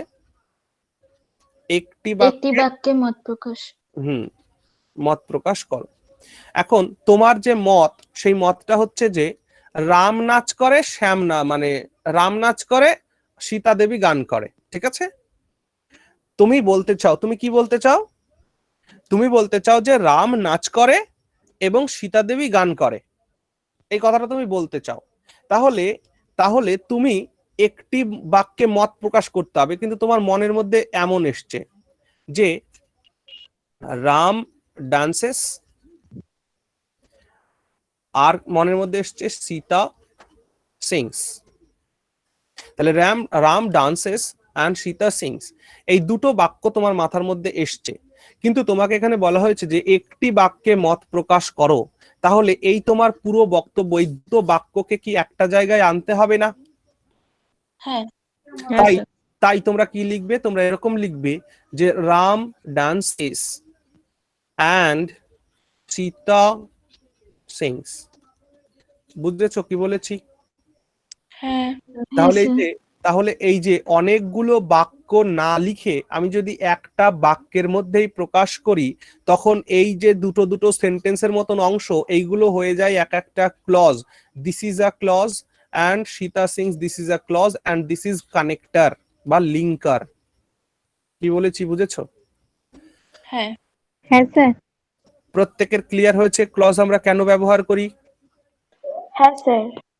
হ্যাঁ হ্যাঁ, স্যার। তাহলে আমি এই যতটুকুন বললাম এটুকুনকে আমি আরেকটু সাম আপ করছি। আমি বললাম যে ক্লজ আর সেন্টেন্স একই রকম জিনিস। তাহলে তাহলে আমরা ক্লজ আর সেন্টেন্সকে আলাদা করে কেন দেখি? তার কারণ আমরা জানি যে একটা সেন্টেন্স মানে হচ্ছে যে একটা পূর্ণ মত, এবং একটা ক্লজ হচ্ছে ঠিক ছোট্ট ছোট্ট বাক্যের মতন অংশ, যেখানে আমরা পুট করে দিলাম এখানে, অর্থাৎ একটি বাক্যে প্রকাশ করতে হবে। তাই বড় বড় বাক্যকে আমরা দুটো দুটো দুটো দুটো খণ্ড খণ্ড না করে আমরা কিন্তু একটার মধ্যে প্রকাশ করতে পারি। ঠিক আছে? পারি কিনা পারি না বলো? হ্যাঁ স্যার। হ্যাঁ পারি। যেমন আশা পারি। হ্যাঁ, যেমন এরকম একটা কথা যে Ram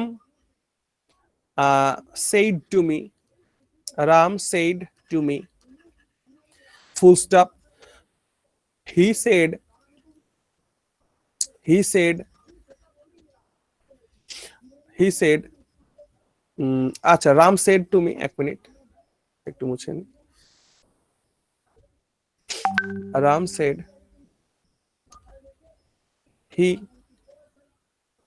is a doctor, Ram said to me he is a doctor। তাহলে এখানে কটা বাক্য দেখতে পাচ্ছ তোমরা? দুটো। দুটো বাক্য।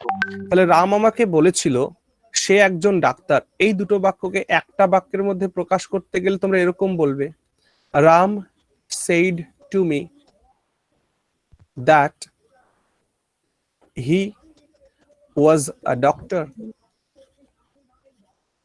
ঠিক আছে? Ram said to me that he was a doctor, বললে কিনা বললে না বলে একটা বাক্যের মধ্যে? হ্যাঁ স্যার বললাম। তাহলে মনে রাখবে এইটা একটা ক্লজ হয়েছে, আর এই যেখান দিয়ে সাপ গেল এইটা একটা ক্লজ হয়েছে। বুঝেছো? রাম সেড টু মি এটা একটা ক্লজ হয়েছে, হি ওয়াজ ডক্টর এটা একটা ক্লজ হয়েছে। কানেক্ট হয়েছে কার দ্বারা?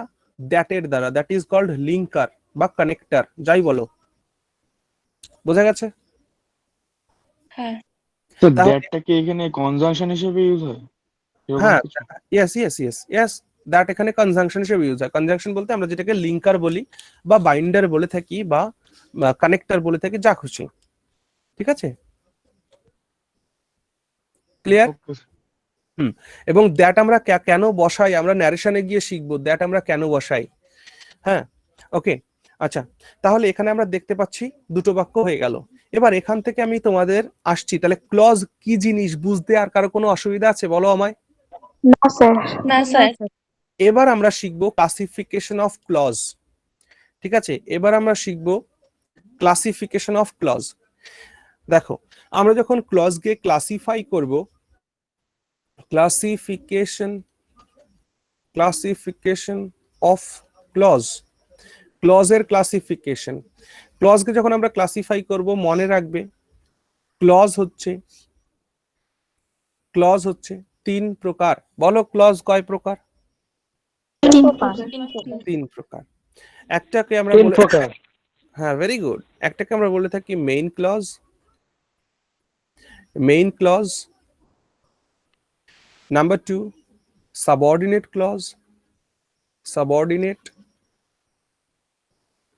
ক্লজ, আরেকটাকে আমরা বলি কোঅর্ডিনেট ক্লজ। কোঅর্ডিনেট ক্লজ হয়েছে। তাহলে ক্লজ কয় প্রকার বলো? ক্লজ হলো তিন তিন প্রকার। প্রকার, main clause, subordinate clause, coordinate clause. হয়েছে। হ্যাঁ এবার এটা লেখার পরে তোমরা তোমরা আমার মতন করো, কোঅর্ডিনেট কে গোল করো, গোল করে অ্যারো চিহ্ন দিয়ে লিখে রাখো নেক্সট। লিখেছো? হ্যাঁ হ্যাঁ, তার মানে হচ্ছে কোঅর্ডিনেট কি জিনিস জিজ্ঞেসই করবে না এখন, এটা আমাদের পরে আলোচনা করব, ঠিক আছে?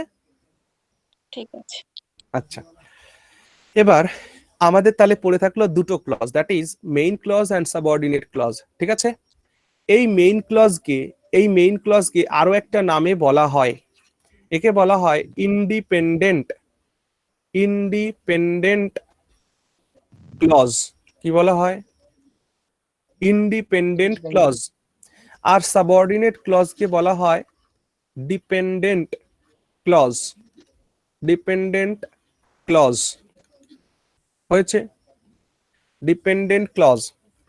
তাহলে মেইন ক্লজ আর সাবঅর্ডিনেট ক্লজ এর আরো নাম কি পেলাম আমি? Independent clause and dependent clause. তাহলে ইন্ডিপেন্ডেন্ট ক্লজ মানে কি? স্বাধীন ক্লজ। ডিপেন্ডেন্ট ক্লজ মানে কি? পরাধীন ক্লজ, ঠিক না?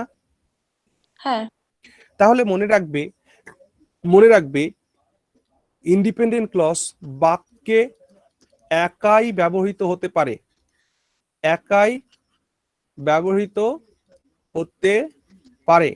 তাহলে বাক্যে একাই ব্যবহার হতে পারে এই মেইন ক্লজ বা ইন্ডিপেন্ডেন্ট ক্লজ, কিন্তু ডিপেন্ডেন্ট ক্লজ বাক্যে একা কখনোই, মানে অ্যাকচুয়ালি বাক্যে এটা লিখো না, ডিপেন্ডেন্ট ক্লজে তোমরা লিখো যে ইন্ডিপেন্ডেন্ট ক্লজ ছাড়া ডিপেন্ডেন্ট ক্লজের অস্তিত্ব নেই। লেখো ডিপেন্ডেন্ট ক্লজের নিচে লেখো ইন্ডিপেন্ডেন্ট ক্লজ ছাড়া ডিপেন্ডেন্ট ক্লজের অস্তিত্ব নেই। ইন্ডিপেন্ডেন্ট ক্লজ ছাড়া ডিপেন্ডেন্ট ক্লজের অস্তিত্ব নেই। আবার বলছি, ইন্ডিপেন্ডেন্ট ক্লজ ছাড়া ডিপেন্ডেন্ট ক্লজের অস্তিত্ব নেই। কি বললাম, বোঝা গেছে? হ্যাঁ স্যার। হ্যাঁ স্যার। ইয়া, তাহলে যে ক্লজটা বাক্যে একা একাই ব্যবহার হতে পারে সেটা হলো ইন্ডিপেন্ডেন্ট ক্লজ, কিন্তু যে ক্লজ বাক্যে কখনো একা একা ব্যবহৃত হতে পারে না, অর্থাৎ যে ক্লজ ইন্ডিপেন্ডেন্ট ক্লজ ছাড়া তার কোনো অস্তিত্বই নেই, তাকে আমরা বলছি ডিপেন্ডেন্ট ক্লজ বা নির্ভরশীল ক্লজ, তাই না? হ্যাঁ এবার আমি তোমাদের এইখানে দেখাচ্ছি, এই যে এক্সাম্পলটা আমি লিখে রেখেছিলাম, এখানে মনে রাখবে রাম সেইড টু মি। তোমরা কেউ কেউ ভাবতে পারো যে এখানে স্যার টোল্ড কেন লেখেনি, তো চলো তোমরা টোল্ড এখানে লিখে নিতে পারো, চিন্তার কোনো কারণ নেই। আমি এখানে তো ন্যারেশন চেঞ্জ করাচ্ছি না, তাই এমনটা লিখে রেখেছি। তাহলে Ram told me that he was a doctor, তাহলে রাম সেইড টু মি বা রাম টোল্ড টু মি এটা বাক্যে একা একা ব্যবহার হতে পারে, এই জন্য এটা মেইন ক্লজ বা ইন্ডিপেন্ডেন্ট ক্লজ। বোঝা গেছে? হ্যাঁ রাম আমাকে বলেছিল, এটা বাক্যে একা একা ব্যবহার হতে পারে, যে কোনো জায়গায় যদি বসে, এর একটা মিনিং আছে কিনা নাই বলো? হ্যাঁ হ্যাঁ আছে। স্যার আছে। কিন্তু that he was a doctor, এখান থেকে এইটুকুন এরা বাক্যে কখনো ইউজ হতে পারে না।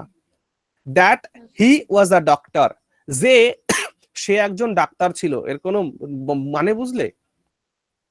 না একজন এসে হঠাৎ করে তোমাকে দেখা হলো, তুমি তাকে চেনো বা চেনো না, সে এসে বললো যে সে একজন ডাক্তার, মানে তোমরা তাই বলবে তো নাকি না অন্য কিছু বলবে? হ্যাঁ স্যার তাই বল। তোমরা বলবে মানে কি বলছিস তুই, এই সমস্ত পাগলের মতন। That he is a doctor, তাহলে that he is a doctor এটা বাক্যে কখনো একা একা বসতে পারে না। এটা কখন বসতে পারে? যখন এই main clause Ram said to me বা রাম টোল্ড মি বসে, তখনই এইটার অস্তিত্ব আছে। এরা ছাড়া এর কোনো অস্তিত্ব আছে বলো আমায়? না স্যার। না। না স্যার। তাহলে তোমরা যেটা লিখেছো সেটা কি ঠিক লিখেছো? হ্যাঁ ইয়েস। তাহলে মনে রাখবে মেইন ক্লজ ছাড়া সাবঅর্ডিনেট ক্লজের, অর্থাৎ এইটুকুনকে আমরা কি বলবো? এই that he was a doctor, this is SC মানে সাবঅর্ডিনেট ক্লজ, মানে সাবজেক্ট কমপ্লিমেন্ট নয়, এসসি মানে সাবঅর্ডিনেট ক্লজ এখানে। সাবঅর্ডিনেট ক্লজ বা dependent clause, DC, dependent clause বা ডিসি। ক্লিয়ার হয়েছে? হ্যাঁ তাহলে ক্লজের আমরা দুটো ক্লাসিফিকেশন দেখলাম। বা বা আমি তোমাদেরকে আরো একটা উদাহরণ দিয়ে বোঝাই, তাহলে ভালো বুঝতে পারবে। দেখো, আমি বললাম কি, Ram wanted a pen. Ram wanted a pen which is red in color. হয়েছে? ফুল স্টপ দিয়েছো, এখানে কি দিয়েছো বলো? ফুল স্টপ দিয়েছো। Ram wanted a pen which is red in colour. Ram একটি কলম চেয়েছিল যেটি, এইখানে দেখো ভুল হয়ে গেছে একটু, বলো তো কোথায় ভুল হয়েছে? এই বাক্যটা আমার একটা ভুল স্যার, হয়েছে, বলো তো কোথায়? স্যার ওয়ান্টেড মানে পাস্ট ফর্মে আছে আর ইজ দিয়েছেন, প্রেজেন্ট ফর্মে দিয়েছেন। Thank you very much, thank you very much. দেখো একদম ঠিক, মনে রাখবে মেইন ক্লজ যে টেন্সে থাকবে সাবঅর্ডিনেট ক্লজকে সেই টেন্সেই যেতে হবে। বলো কি বললাম? মেইন ক্লজ মেন ক্লজ যে টেন্সে থাকবে সাবঅর্ডিনেট ক্লজ সেই টেন্সে। সাবঅর্ডিনেটকে সেই টেন্সেই দিতে হবে। Very good. তাহলে এখানে আমি ভুল করে ফেলছিলাম লেখার মধ্যে, that is will be was. Okay, Ram wanted a pen which was red in colour. তাহলে মনে রেখো আবার, মেইন ক্লজ যে টেন্সে থাকবে সাবঅর্ডিনেট ক্লজকে ঠিক সেই টেন্সেই চলে যেতে হবে, কিচ্ছু করার নেই, যেতেই হবে। বুঝে গেল? আচ্ছা, এবার শোনো, রাম ওয়ান্টেড আ পেন, এই যে এতটুকুন রাম ওয়ান্টেড আ পেন, এইটুকুন আমরা বাক্যে যে কোনো জায়গায় একা একা ইউজ করতে পারি তো? হ্যাঁ স্যার, হ্যাঁ হ্যাঁ স্যার, রাম একটি কলম চেয়েছিল, এর তো একটা পরিষ্কার মানে রয়েছে, অর্থ রয়েছে, তাহলে এটাকে আমরা ইউজ করতে পারি, তাই এটা হয়ে গেল মেইন ক্লজ। বুঝেছো? হ্যাঁ হ্যাঁ স্যার, স্যার। আচ্ছা, কিন্তু এই যে এইটুকুনকে যদি আমি বাদ দিয়ে দিই, অর্থাৎ এই মেইন ক্লজকে যদি বাদ দিয়ে দিই, তাহলে এখানে কি লেখা রয়েছে? Which was red in colour. Which was red in colour এর শেষে দেখো তো ফুল স্টপ আছে কিনা? নেই। আছে। কিন্তু which was red in color, এইটার পরে ফুল স্টপ লাগানো রয়েছে এখানে, তাই না? হ্যাঁ কিন্তু আমায় বলো, this is WH word, this is auxiliary verb.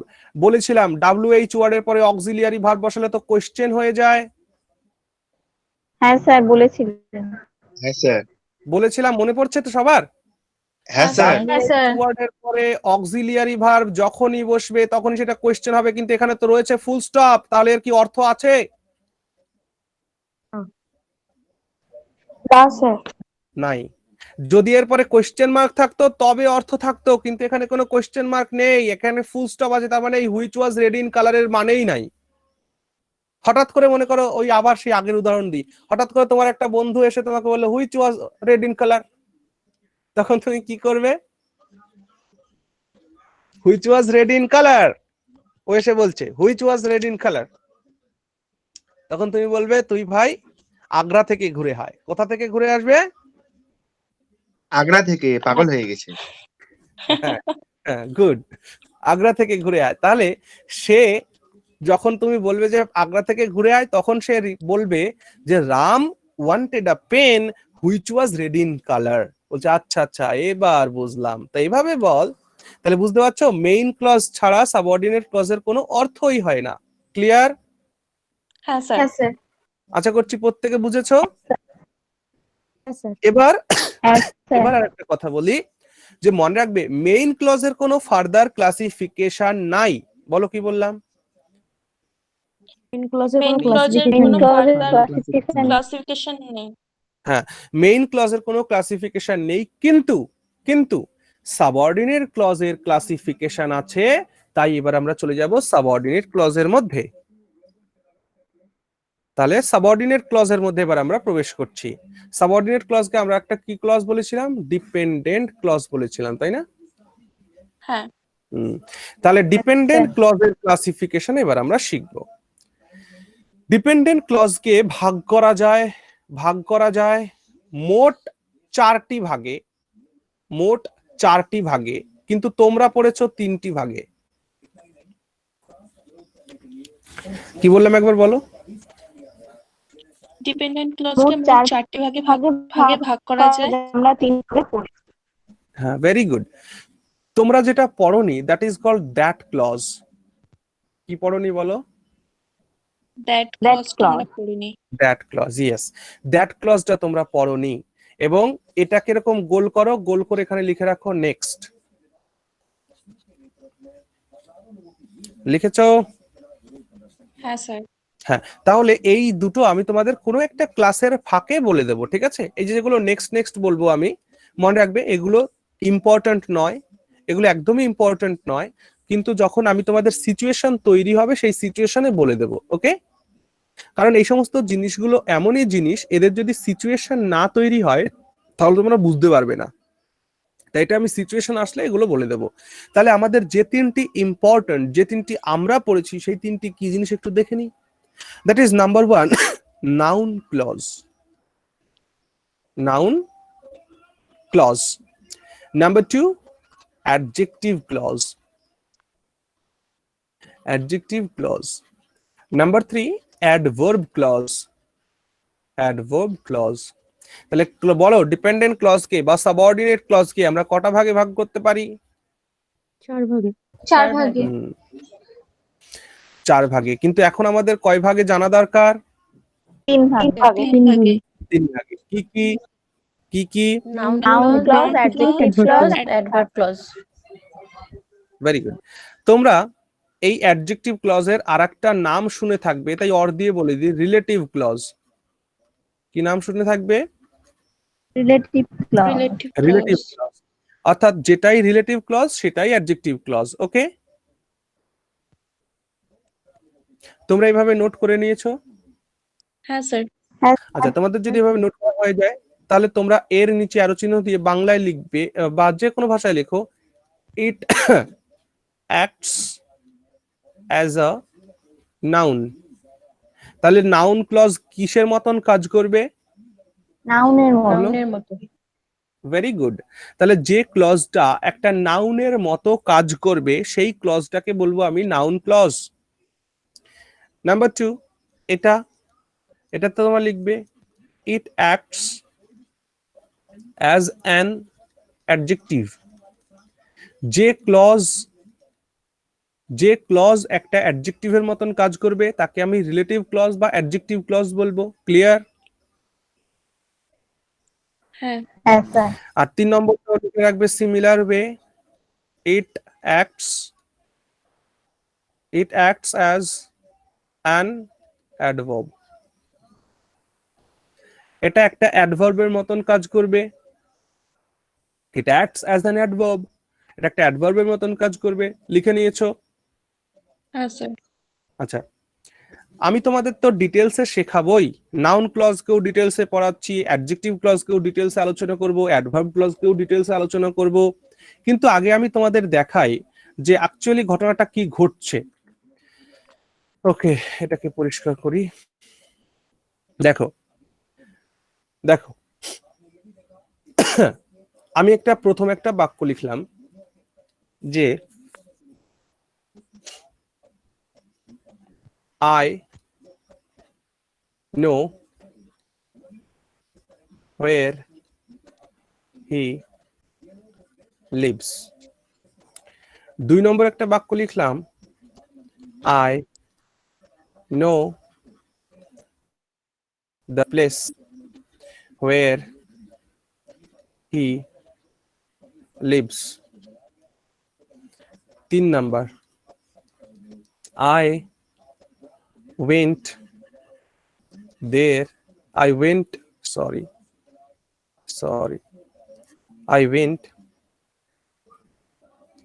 where he lives. ওকে, এবার আমি তোমাদের বললাম যে where he lives, this is noun clause. Where he lives, this is noun clause. এবার আমি যদি বলি বলো তো এই where he lives এটা কোন ক্লজ হবে? এটা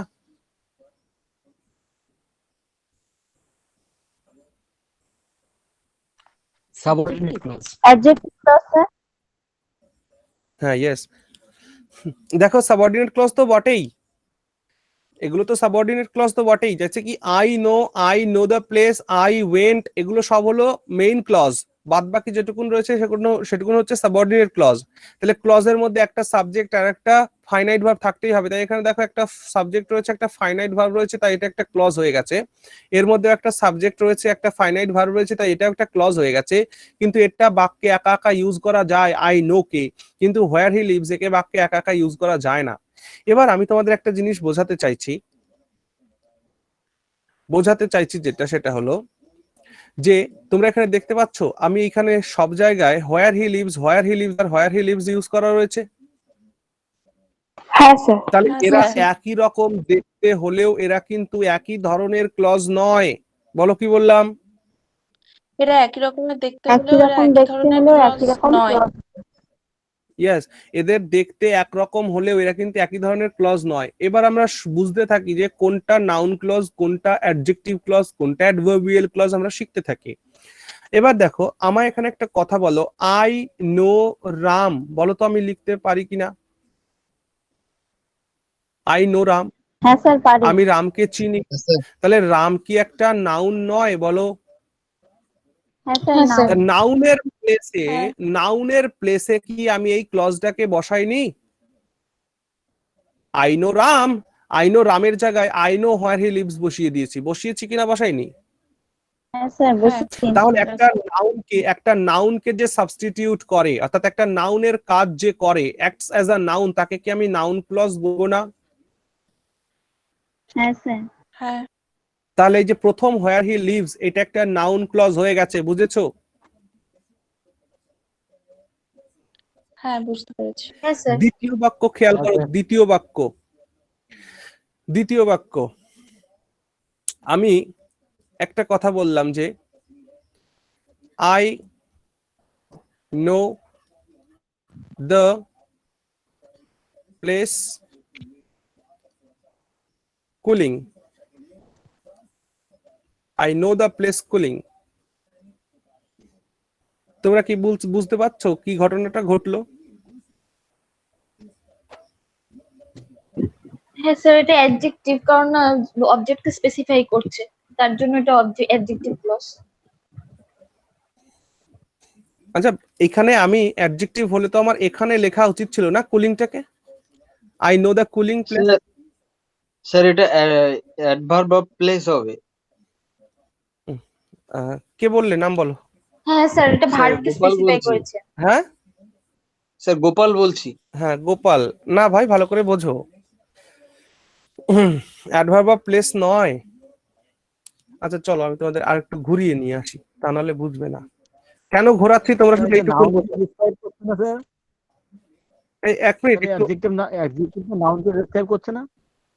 ইয়েস, এটা নাউনকে ডেসক্রাইব করছে। হ্যাঁ, তোমরা যারা বুঝতে পেরেছো তাদেরকে আমি অসংখ্য ধন্যবাদ জানাচ্ছি, যারা বোঝোনি তাদেরকে আমি একটু বোঝানোর চেষ্টা করছি। আমি তোমাদেরকে একটা ট্যুর নিয়ে যেতে চাচ্ছি।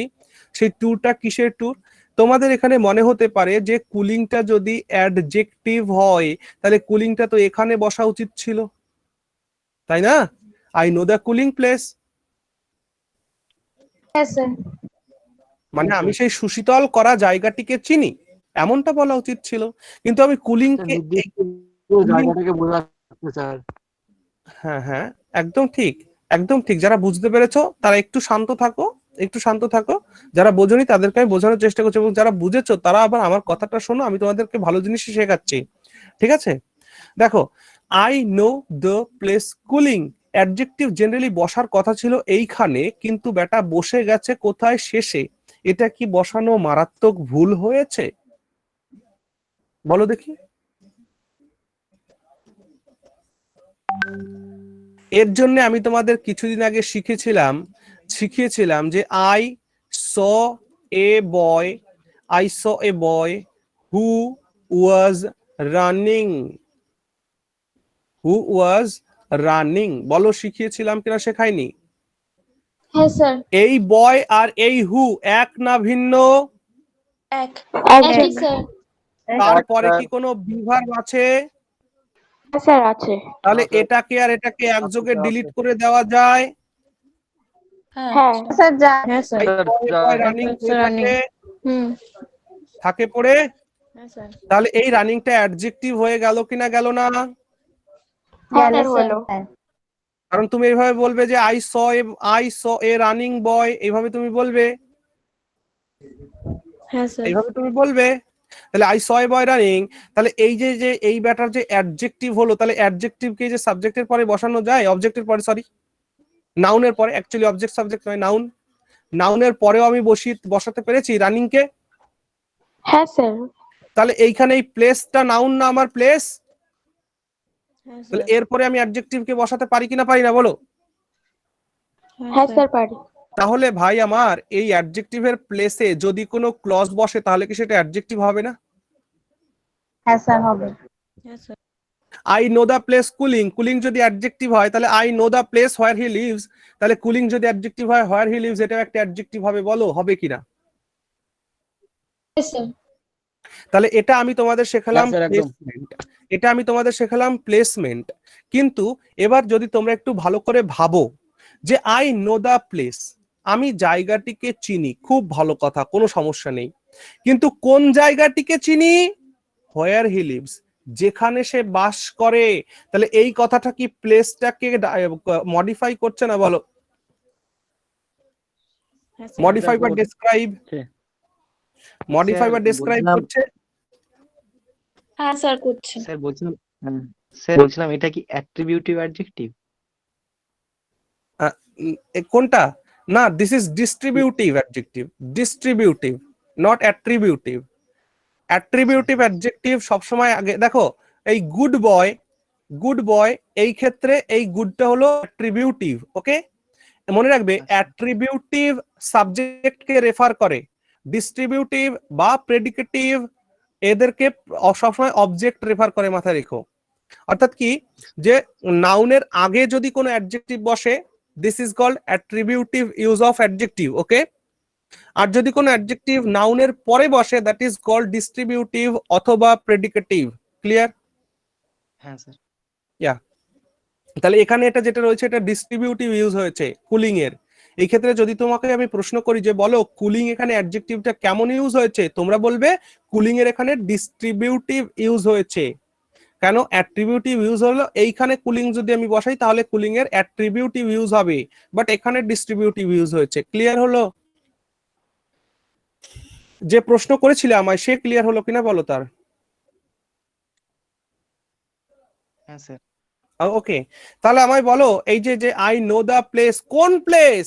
হোয়ার হি লিভস, যেখানে সে বাস করে। তাহলে এই যে যে প্লেস, এই প্লেসটা তো আমার নাউন, তাহলে এই নাউনকে যেহেতু এই ক্লজটা ডেসক্রাইব করছে, তাহলে এটাকে কি আমি অ্যাডজেক্টিভ ক্লজ বলবো কিনা বলবো না বলো?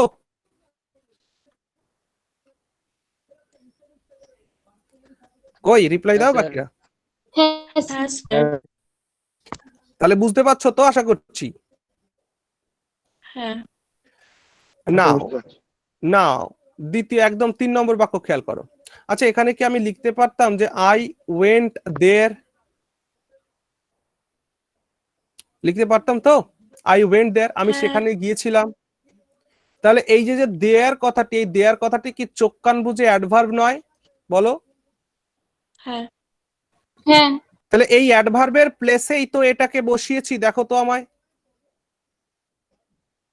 আই ওয়েন্ট নিচেরটায় দেয়ার, দেয়ারের জায়গায় হোয়ার হি লিভস কে বসিয়ে দিয়েছি, বসাইনি? হ্যাঁ। হ্যাঁ, তাহলে এই যে যেটা কি হয়ে গেল, এটা যদি অ্যাডভার্ব, এই দেয়ারটা যদি অ্যাডভার্ব হয় তাহলে নিশ্চয়ই এটা 100% এডিভি ক্লজ। বুঝেছো? হ্যাঁ স্যার। এছাড়াও আরো বোঝার উপায় আছে, বলবো? হ্যাঁ বলুন। দেখো হ্যাঁ স্যার তোমাদের আমি, হ্যাঁ হ্যাঁ স্যার স্যার বলো বলো। স্যার আমি গোপাল বলছি স্যার। বলছি কি, আপনি এর আগে বললেন যে প্রথম যে ক্লজটা থাকবে, যে মানে যে টেন্সে থাকবে দ্বিতীয়টাও সেই টেন্স অনুযায়ী বসবে। স্যার এখানে Yes. প্রথমটা আই ওয়েন্ট আছে, তাহলে স্যার ওখানে হি লিভস হলো, ওটা প্রেজেন্ট ইনডেফিনিট হলো কেন স্যার? ওইটা একটু। হ্যাঁ এখানে, হ্যাঁ একদম, দেখো এখানে লিভডই হবে, এখানে লিভডই হবে, কিন্তু যেহেতু আমি তোমাদের একই ক্লজ বোঝানোর চেষ্টা করছি তাই আমি ওটা লিখে রেখেছিলাম লিভস। বুঝেছো? ওকে স্যার, ঠিক আছে।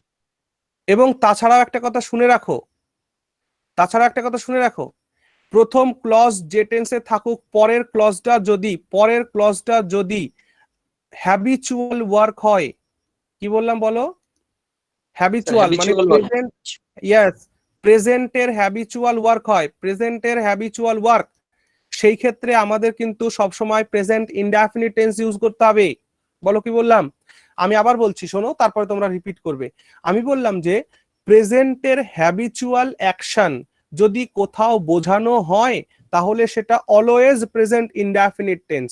তাই এই ক্লজটাতে আমরা I went where he lived এটাও যেমন করতে পারি, ঠিক তেমনি করে আই ওয়েন্ট হোয়ার হি লিভসও করতে পারি। কারণ যেখানে সে বাস করে সেই বাস করাটা তার প্রেজেন্ট হ্যাবিচুয়াল কাজ কিনা, বলো? হ্যাঁ স্যার। হ্যাঁ স্যার। তাহলে প্রেজেন্টের হ্যাবিচুয়াল কাজ হলে এখানে আমি প্রেজেন্ট ইনডেফিনিট লিভস লিখতে পারি। ঠিক আছে, ওকে স্যার। এটা একটা ভালো Okay, কনসেপ্ট শিখিয়ে দিলাম, কিন্তু মনে রেখো, ওকে মনে স্যার। রেখো মেইন ক্লজ যে টেন্সেই থাকুক না কেন, সাবঅর্ডিনেট ক্লজ যদি আমাকে কোনো প্রেজেন্টের হ্যাবিচুয়াল অ্যাকশনকে বোঝায় তাহলে সেই মানে প্রেজেন্টে মেইন ক্লজ যে টেন্সেই থাক আমার সাবঅর্ডিনেট ক্লজটা প্রেজেন্ট ইনডেফিনিটই হবে যদি সেটা প্রেজেন্টের হ্যাবিচুয়াল ওয়ার্ক হয়। প্রত্যেকের ক্লিয়ার? হ্যাঁ হ্যাঁ স্যার। স্যার। বেশ, তাহলে স্যার আমি একটা যেটা এক্সাম্পল দিয়ে বুঝিয়ে দেবেন স্যার? ইয়েস, হ্যাঁ হ্যাঁ হ্যাঁ, একটা এক্সাম্পল। দেখো প্রেজেন্টের হ্যাবিচুয়াল ওয়ার্ক বলতে আমরা যেটা বুঝি, জেসে কি রামবাবু প্রতিদিন সকালে হাঁটেন, ঠিক আছে? দেখো Ram said Ram said that Rambabu, that Ram বাবু দরকার নেই, Ram said that Ram walks in every morning। এই ক্ষেত্রে আমাদের বাক্যটি সঠিক হলো রাম সেড, আচ্ছা আচ্ছা, ও রামের জায়গায় তাহলে অন্য নাম করে দাও, এখানে হি করে দাও। He said that Ram walks in every morning. এই ক্ষেত্রে ওকে, রাম যেহেতু প্রতিদিন সকালে হাঁটে, এটা পাস্ট করতে পারো না। কেন পারো না বলো? কারণ সে তার হাঁটা ওটা এখনো habitual। থামায়নি। habitual work। Yes, Present habitual। বোঝা গেছে যে প্রশ্ন করেছিলে? হ্যাঁ, চিন্তা করো না, আমরা যখন ন্যারেশনে যাব তখন এরকম আমরা দেখবো। ওকে, আচ্ছা, তাহলে এখন আমি যতটুকুন যা বললাম 3 নম্বর বাক্যে এটা যে একটা অ্যাডভার্বিয়াল ক্লজ হলো, এটা কি সবার ক্লিয়ার হয়েছে? হ্যাঁ স্যার। তাহলে স্যার। ইয়েস হ্যাঁ ইয়েস, স্যার। তাহলে ইংরেজিতে একটা কথাই সব শেষ কথা, দ্যাট ইজ প্লেসমেন্ট। কি বললাম? ইংরেজিতে একটাই কথা, প্লেসমেন্ট। যে প্লেসে বসবে তার সেইখানে সেইভাবে কাজ করতে হবে। একটা নাউন যদি ভার্বের প্লেসে বসে যায় কখনো, তাহলে সেই নাউনটা ভার্বের কাজ করবেই করবে। কি বললাম? একটা নাউন যদি কখনো মনে করো ভুল করে ভার্বের জায়গায় বসে গেছে, তখন ও কিন্তু ভার্বের কাজটাই করে দেবে। কিভাবে করবে দেখাই। দেখো, তুমি বললে যে আই রিড বুক। কি বললে? আই রিড I read বুক মানে আমি book। বই পড়ি, ঠিক আছে? এবার একটা জিনিস ভালো করে খেয়াল করো, book is noun, simple noun একদম। বুক নাউন তো নাকি না অন্য কিছু? হ্যাঁ স্যার। No। কিন্তু Noun। আমি যদি এমন ভাবে বলি দে বুক টিকেটস, দে বুক টিকেটস, তাহলে কি ভুল হবে? না স্যার। তারা টিকিট বুক করে, তখন এই তখন বুকটা হয়ে bookটা গেল verb ভার্ব। হয়ে গেল। এবার এই বুকের মানে আর এই বুকের মানে কিন্তু আলাদা হলো না। এই বুক মানে হয়ে গেল পুস্তক, আর এটা কি হয়ে গেল? পুস্তকায়িত করা। পুস্তকায়িত করা মানে অ্যাকচুয়ালি এদের সেরকম বাংলা হয় না, তবুও আমি বলতে চেষ্টা করছি পুস্তকায়িত করা। নাকি পুস্তক কাকে বলে? যার মধ্যে রেকর্ডস থাকে, ঠিক কিনা বলো? হ্যাঁ স্যার। যার মধ্যে কোনো তথ্য লিখিত অবস্থায় থাকে তাকে আমরা বলি পুস্তক। আর সেটা যখন ভার্ব হিসাবে ইউজ হবে, তার মানে কি? কোনো জিনিসকে পুস্তকায়িত করা মানে কোনো জিনিসকে নথিভুক্ত করা বা কোনো জিনিসকে রেকর্ড করা, তাই না? তাহলে দে বুক টিকিটস মানে কি? তারা টিকিটস নথিভুক্ত করেছিল, রেকর্ড করেছিল। বোঝা গেছে কথাটা? আমরা তো প্রায়শই বলে থাকি যে আমার জন্য 2টো সিট বুক করে রাখিস, বলি কি না বলি না? হ্যাঁ বলি। হ্যাঁ স্যার হ্যাঁ। বলি। ইয়েস, তাহলে ইংরেজিতে মনে রেখো প্লেসমেন্টটাই শেষ কথা। যদি কোনো নাউন ভার্বের জায়গায় বসে যায় তাহলে তাকে ভার্বের মতন কাজ করতেই হবে। ওকে, আবার যদি কোনো ভার্ব নাউনের প্লেসে বসে যায় তাহলে তাকে নাউন করতে হবে, শেখায়নি কগনেট অবজেক্টে? বলো। হ্যাঁ স্যার হ্যাঁ, তাহলে কগনেট অবজেক্টে বসিয়েছি, ভার্ব বেটা নাউনের প্লেসে যখনই বসে পড়েছে তখনই সেটা কি হয়ে গেছে, নাউন হয়ে গেছে, নাউন হয়ে গেছে ভার্বের থেকে। যাই হোক, তাহলে আশা করছি আমি 3 প্রকারের ক্লজ বুঝিয়ে দিলাম। হয়েছে? হ্যাঁ আচ্ছা, এবার আমি আজকে তোমাদের জাস্ট নাউন ক্লজটাকে নিয়ে একটু আলোচনা করে আজকে শেষ করছি। হ্যাঁ, 9:30 বেজে গেছে অলরেডি। ঠিক আছে? আচ্ছা, তোমরা এগুলো সবাই প্রত্যেকে ভালো করে নোট করে নিয়েছিলে তো? হ্যাঁ স্যার। হ্যাঁ স্যার এবার আমি আরো কিছু কোশ্চেন তোমাদের নিতে চাই। এই পর্যন্ত যদি কারো কোনো কোশ্চেন থাকে তো করো। এই পর্যন্ত কারো কোনো কোশ্চেন থাকলে করো। স্যার আপাতত নেই। হ্যাঁ, গুড, আপাতত নেই। ঠিক, এবার চলো, যদি কোনো কোশ্চেন না থাকে তাহলে এবার আমি তোমাদেরকে জাস্ট নাউন ক্লজ নিয়ে আলোচনা করছি। দেখো, নাউন ক্লজ নিয়ে আলোচনা কি আর করব, তবে তোমাদের বলে দিই, ন্যারেশন চেঞ্জ করলে, কি বললাম বলো তো? নারেশন চেঞ্জ করলে চেঞ্জ করুন। যে সাবঅর্ডিনেট ক্লজ গুলো তৈরি হয়, ন্যারেশন চেঞ্জ করলে যে সাবঅর্ডিনেট ক্লজ গুলো তৈরি হয়, মনে রাখবে প্রত্যেকটা নাউন ক্লজ। বলো একবার। নারেশন চেঞ্জ করলে যে সাবঅর্ডিনেট ক্লজ গুলো না স্যার ভুল বললাম। ক্লজ গুলো আমরা পাই, হ্যাঁ সেগুলো সেগুলো সবকটাই নাউন ক্লজ। সবই নাউন ক্লজ। হ্যাঁ, কেন হয় ভালো করে শুনে নাও। এই যে যে সেড কথাটা রয়েছে, সেড টু মানে কাউকে বলা, আর সেড টু এর পরিবর্তে আমরা বলি টোল্ড, তাই না? হ্যাঁ সেড টু তুলে দিয়ে টোল্ড বসাই কিনা বসাই না বলো?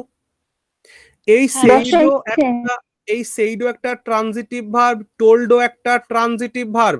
যদি এরা ট্রানজিটিভ হয় তাহলে এদের পরে অবজেক্ট থাকবে কিনা থাকবে না বলো? থাকবে স্যার। এরা যদি ট্রানজিটিভ ভার্ব হয় তাহলে সাবজেক্ট থাকবে। তাহলে আমি বলেছিলাম যে subject plus verb plus object এর মধ্যে আমি তোমাদের বলেছিলাম এই সাবজেক্ট আর অবজেক্টের প্লেসে নাউন ভিন্ন আর কেউ বসে না, বলেছিলাম কিনা বলিনি?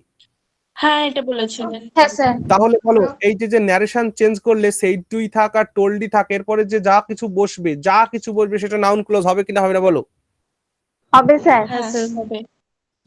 গুড, হবে স্যার। হ্যাঁ। এবার দেখো, নাউনের পরিবর্তে তোমরা আবার যদি ওখানে প্রোনাউন না বলি তাহলে আবার তোমরা একটু গোসা করবা, তাই নাও প্রোনাউনও বলে দিলাম। ঠিক আছে? নাউন আর প্রোনাউনকে এখন আলাদা করার চেষ্টা করোই না। যে রাম সেই হি, যে অমিত পোদ্দার সেই আই। ক্লিয়ার হলো? আচ্ছা, তাহলে কি বলবো বলছিলাম যেন, নাউন ক্লজ। তাহলে আমার একটা কথা বলো, নাউনের তাহলে দুটো প্লেস পেয়ে গেলে, নাউনের প্লেস একটা পেলে সাবজেক্টের স্থানে, নাউনের আর একটা প্লেস পেলে অবজেক্টের স্থানে, তাই তো? হ্যাঁ স্যার। এছাড়াও নাউন কোথায় বসতে পারে? এছাড়াও নাউন কোথায় বসতে পারে? সাবজেক্ট কমপ্লিমেন্টের জায়গায় বসতে পারে। সাবজেক্ট কমপ্লিমেন্টের জায়গায় নাউন বসতে পারে। কেমন ভাবে? দেখো, Ram is a doctor, Ram is a doctor বলেছিলাম না, আমরা শিখেছিলাম Ram is a doctor. Copulative verb. This is SC না, এটা সাবজেক্ট কমপ্লিমেন্ট না? তো এই যে এই ব্যাটাটা নাউন হয়েছে, দেখেছো? তাহলে সাবজেক্ট কমপ্লিমেন্টের জায়গায় কিন্তু অলওয়েজ কি বসে? নাউন বসে। হয়েছে? আর কোথায় বসতে পারে একটা নাউন? যদি কোথাও প্রিপোজিশনের পরে করে, ইয়েস, একটা প্রেপোজিশনের পরে একটা নাউন বসবে। ঠিক আছে? আর কোথায় বসে? আর ইনফিনিটিভের পরেও নাউন বসে। কি বললাম?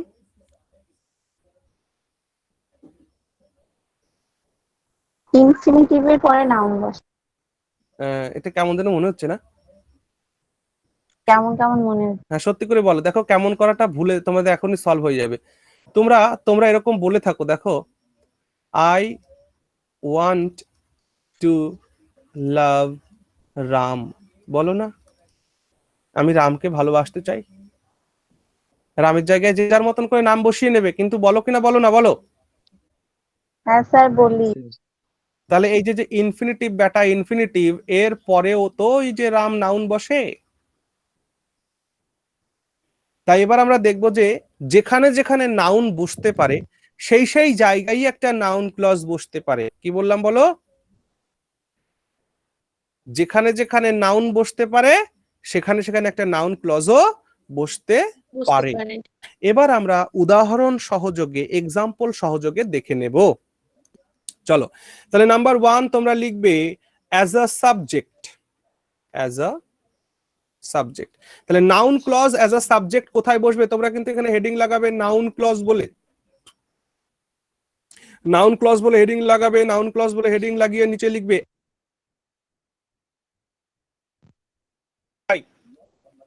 ঠিক আছে। এই ক্ষেত্রে আমি তোমাদেরকে উদাহরণ দিয়ে দিয়ে বোঝানোর চেষ্টা করব। দেখো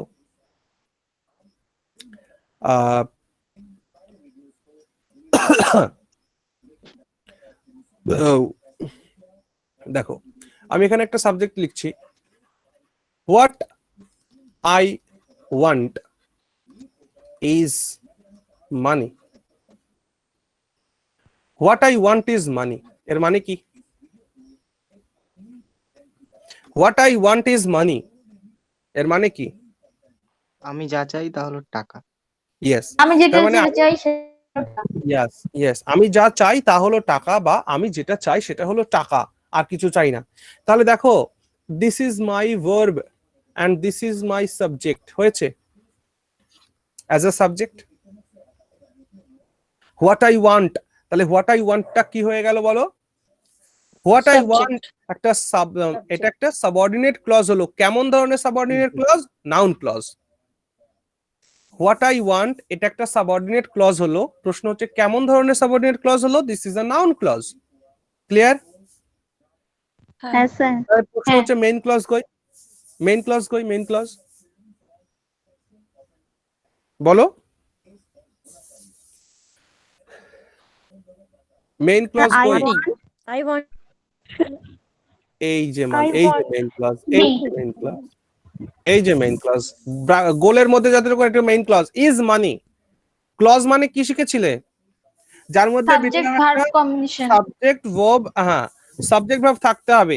আর এই যে ভার্ব এর সাবজেক্ট হিসেবে এই পুরোটুকুন সাবজেক্ট। বুঝেছো কি বলেছি? হোয়াট আই ওয়ান্ট এটা হলো এর subject, this is my main clause এর principal verb, and this is subject complement. হয়েছে? হ্যাঁ স্যার। নাম্বার 2 আমরা আর কি দেখতে পারি? অ্যাজ আ, এটা লিখে রাখো as a subject complement. As a subject complement, as a subject complement, একটা সাবজেক্ট কমপ্লিমেন্ট হিসেবে আমরা কখন ইউজ করি? আমরা একটা ভালো একটা বাক্য লিখছি, মানে বলবে তোমরা Ram is not what you consider him. এর মানে কি বলো তো একটু? তুমি যেমনটা ভাবছো রাম তেমনটা নয়। Very good. Ram is not what you consider him, তার মানে তুমি রামকে যতটা সাধু ভাবছো রাম কিন্তু অতটা সাধু নয়। বুঝেছো? দেখো is, this is a copulative verb. এই কপুলেটিভ ভার্বের পরে কি বসেছে? What you consider him, this is subject, this is verb. তাহলে এটা হয়ে গেল সাবঅর্ডিনেট ক্লজ। কিন্তু কেমন subordinate clause? This is noun clause. বোঝা যাচ্ছে? হ্যাঁ sir. Okay, number 3, number 3 as an object, as an object, object হিসাবে বলো। অনেক বলা যায়, তোমরা একটা বলো শুনি। as an object, অবজেক্ট হিসাবে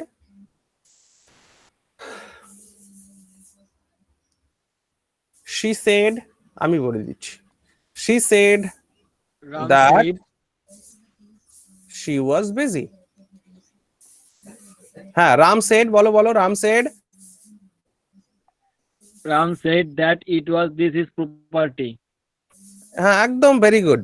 ইট ওয়াজ হিজ প্রপার্টি, এটা সাবঅর্ডিনেট ক্লজ এবং নাউন ক্লজ। বোঝা গেছে?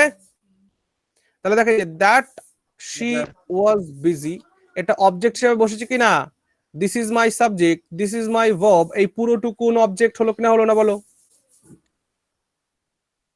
স্যার যেহেতু অবজেক্টের প্লেসে বসেছে তাই নাউন ক্লজ। ক্লিয়ার? ওকে, নাও আর কোথায় বসাতে পারি? প্রিপোজিশনের পর। হ্যাঁ, তাহলে প্রিপোজিশনের পরে তোমরা ভালো করে লিখে রাখো as an object of a preposition, as an object of a preposition, একটা প্রিপোজিশনের অবজেক্ট হিসাবে, as an object of a preposition, একটা প্রিপোজিশনের অবজেক্ট হিসাবে বসাবো আমরা। এবার দেখা যাক কি বসানো যায়।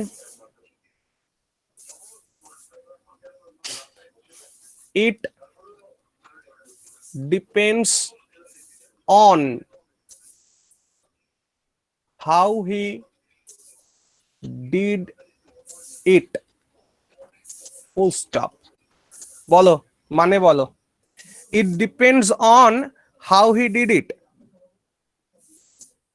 এটা নির্ভর করছে সে কিভাবে করবে। করবে নয়, করবে নয়, করেছিল। করেছিল। হ্যাঁ, করেছিল। হ্যাঁ, মানে তুমি পরীক্ষা দিয়ে বাড়ি ফিরলে তখন এই কথাটা বলো যে, তুমি মনে কর তুমি পরীক্ষা দিয়ে বাড়ি ফিরলে, তখন বলবে যে কিরে ভাই তুই কি পাস করবি? তখন আরেকজন বলবে it depends on how he did it, এটা নির্ভর করবে, পরীক্ষায় পাস করাটা না করাটা নির্ভর করবে সে কেমনটা তার পরীক্ষায় করেছিল, পরীক্ষাটা তার কাজ, ঠিক না? তাহলে দেখো ভাইয়া, এখানে এই যে on, this is your on এর প্রিপোজিশন এটা। It depends on what? It depends on what? How he did it. It depends on how he did it. তাহলে এটা একটা প্রিপোজিশন, এই প্রিপোজিশনের অবজেক্ট হিসাবে কিন্তু এটা আমরা ইউজ করেছি। বোঝা গেল? হ্যাঁ স্যার। আরো একটা উদাহরণ লিখে রাখো। আই মানে বলবে আমায়, আই ডু নট ওয়ারি। যারা পারো তারা মানে বলবে না, যারা পারো না তারা মানে বলবে। I do not worry about what others think। বলো, মানে বলো। অন্যের I do চিন্তা not ভাবনায় worry about what others think। অন্যের চিন্তা ভাবনা আমার কিছু এসে যায় না। Yes, I don't worry, আমি কখনোই চিন্তা করি না, about সম্বন্ধে, কথা হলো কি সম্বন্ধে? What others think, অন্যরা কি ভাবছে না কি ভাবছে। ভাবছে তা নিয়ে আমি কিছু Yes, ভাবি না। তাহলে এটা হলো আমার প্রিপোজিশন, এই প্রিপোজিশনের অবজেক্ট হচ্ছে এই বাকিটুকু, এইটুকু। হ্যাঁ, আচ্ছা, এখানে তোমাদের আমি একটা শর্ট ট্রিক বলে দেবো অঙ্কের মতো। বলো। হ্যাঁ স্যার। অবশ্যই। শর্ট ট্রিকটা হচ্ছে, মনে রাখবে, এটা পরীক্ষার হলে তোমাদেরকে সুবিধা করবে তোমাদের কাজ করতে। মনে রাখবে, হোয়াট এই কথাটি only used in noun clause। যেখানেই হোয়াট দেখবে চোখ কান বুঝে নাউন ক্লজের টিক মারবে। কি বললাম, বুঝেছো? হোয়াট হ্যাঁ sir. only used in noun clause। What শুধুমাত্র নাউন ক্লজেই ব্যবহার করা হয়, তা যেখানে হোয়াট থাকবে সেটা নাউন ক্লজ 100%। আচ্ছা, এবার 5 নম্বর, লাস্ট তো নাকি না আরো কিছু বলেছিলাম? স্যার লাস্ট ইনফিনিটিভটা বাদ দিয়ে। না, ইনফিনিটিভটা বাদ গেছে। Object of an infinitive. আচ্ছা, শুধু ইনফিনিটিভ বলবো না, 1 মিনিট। ইনফিনিটিভ বলাটা ভুল হবে, কারণ ইনফিনিটিভ বললে জিরান্ড কেও বলতে হবে তো আবার। কি হ্যাঁ বলতে স্যার। হবে তো? কারণ ইনফিনিটিভ জিরান্ড। হ্যাঁ, yes. Sir objective of non main মারভা আছে। হ্যাঁ হ্যাঁ হ্যাঁ হ্যাঁ। তুমি কি আমার ক্লাস দেখেছো? হ্যালো, যে বললে, কথা বললে, তুমি কি হ্যাঁ। ইউটিউবে ক্লাস দেখেছো? হ্যাঁ হ্যাঁ স্যার দেখেছি তো। হ্যাঁ, গুড, সেই জন্যই বলতে পারছো। তাহলে object of a non main verb, একটা নন মেইন ভার্বের ক্লাস, নন মেইন ভার্বের অবজেক্ট হিসাবে। তাহলে নন মেইন ভার্ব মানে কি আমার প্রিয় ভাইয়েরা বলো? এটা তো একটা ইনফিনিটিভ হবে বা জেরান্ড হবে, ঠিক না? যেটা নন মেইন ভার্ব, যেটা মেইন ভার্ব নয়, তার মানে ইনফিনিটিভ এন্ড জেরান্ড, এটা তো মেইন ভার্ব হয় না। এরা অ্যাকচুয়ালি নাউনের মতন করে কাজ করে।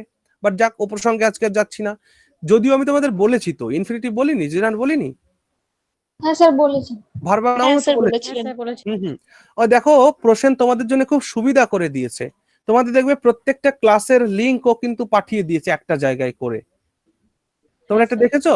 মানে ফার্স্ট ক্লাস, সেকেন্ড ক্লাস, হ্যাঁ, থার্ড স্যার। ক্লাসে সুন্দর করে হ্যাঁ স্যার দেখেছি স্যার। সো ওকে একটু তোমরা থ্যাংক ইউ বলে দিও, ঠিক আছে? আচ্ছা, ঠিক আছে স্যার। হ্যাঁ sir. Object for non main verb. লিঙ্কগুলো পাঠানোর জন্য। হ্যাঁ, তুমি এখনই বলে দিয়েছো? আচ্ছা, object of a non main verb. Non main ভার্বের অবজেক্ট দেখে দেখা যাক কি করা যায়। তাহলে দেখো, একটা উদাহরণ লিখছি কি, যে তোমরা একটা বলো তো দেখি, একটা নন মেইন ভার্ব ইনফিনিটিভ ইউজ করো একটা।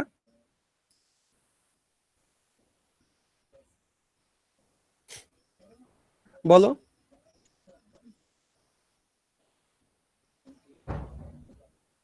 মনে করো এরকম লেখো, হি wanted to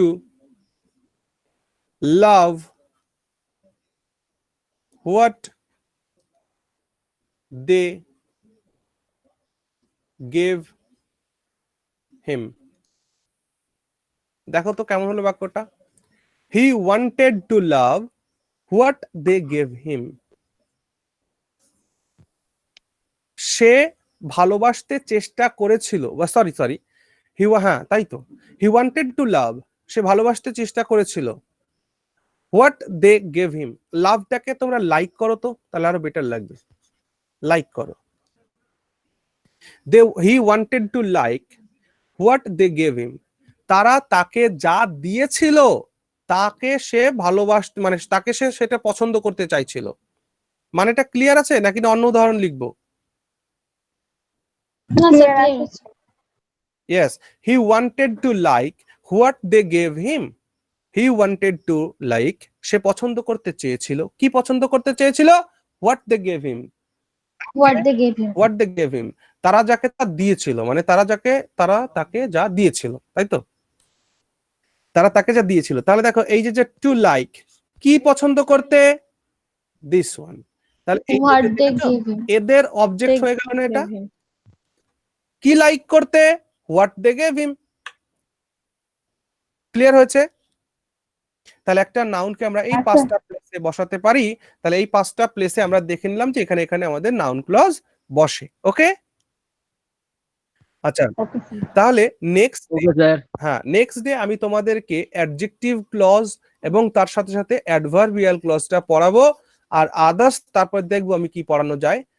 নাউনের একটা পার্ট অবশ্য বাকি আছে। হ্যাঁ, নাউনের একটা পার্ট হয়ে গেছে, নাউনের একটা পার্ট বাকি আছে। আমি তোমাদের নেক্সট ডে নাউনের বাকি পার্টটাকে করাবো। কিন্তু তোমরা যারা ব্যাচ 2 তে ছিলে, তোমাদের বোধহয় নাউনের পার্ট 1টা করানো হয়নি, ঠিক আছে? তাই তো? না স্যার হয়নি। ইয়েস হয়নি স্যার। ইয়েস। তাহলে ঠিক আছে, দেখছি কি করা যায় নেক্সট ডে। তাহলে নেক্সট ডে আমায় মনে করিয়ে দেবে। নেক্সট ডে আমি তোমাদের adverbial clause and adjective clause করাবো। Okay okay sir. Okay sir. Okay sir. তাহলে বলো আজকের ক্লাস কেমন লাগলো? ভালো স্যার। ওকে, খুবই ভালো স্যার, খুবই ভালো। Very good.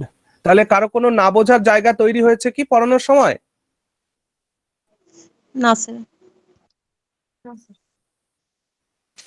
আচ্ছা, যদি কারো কোনো না বোঝার জায়গা থাকে তো তোমরা আমায় জিজ্ঞেস করতেই পারো, ঠিক আছে? আচ্ছা, বেশ, আমাদের ক্লাস শেষ হয়ে গেছে। তোমরা লেফট নিয়ে নিতে পারো। আর যদি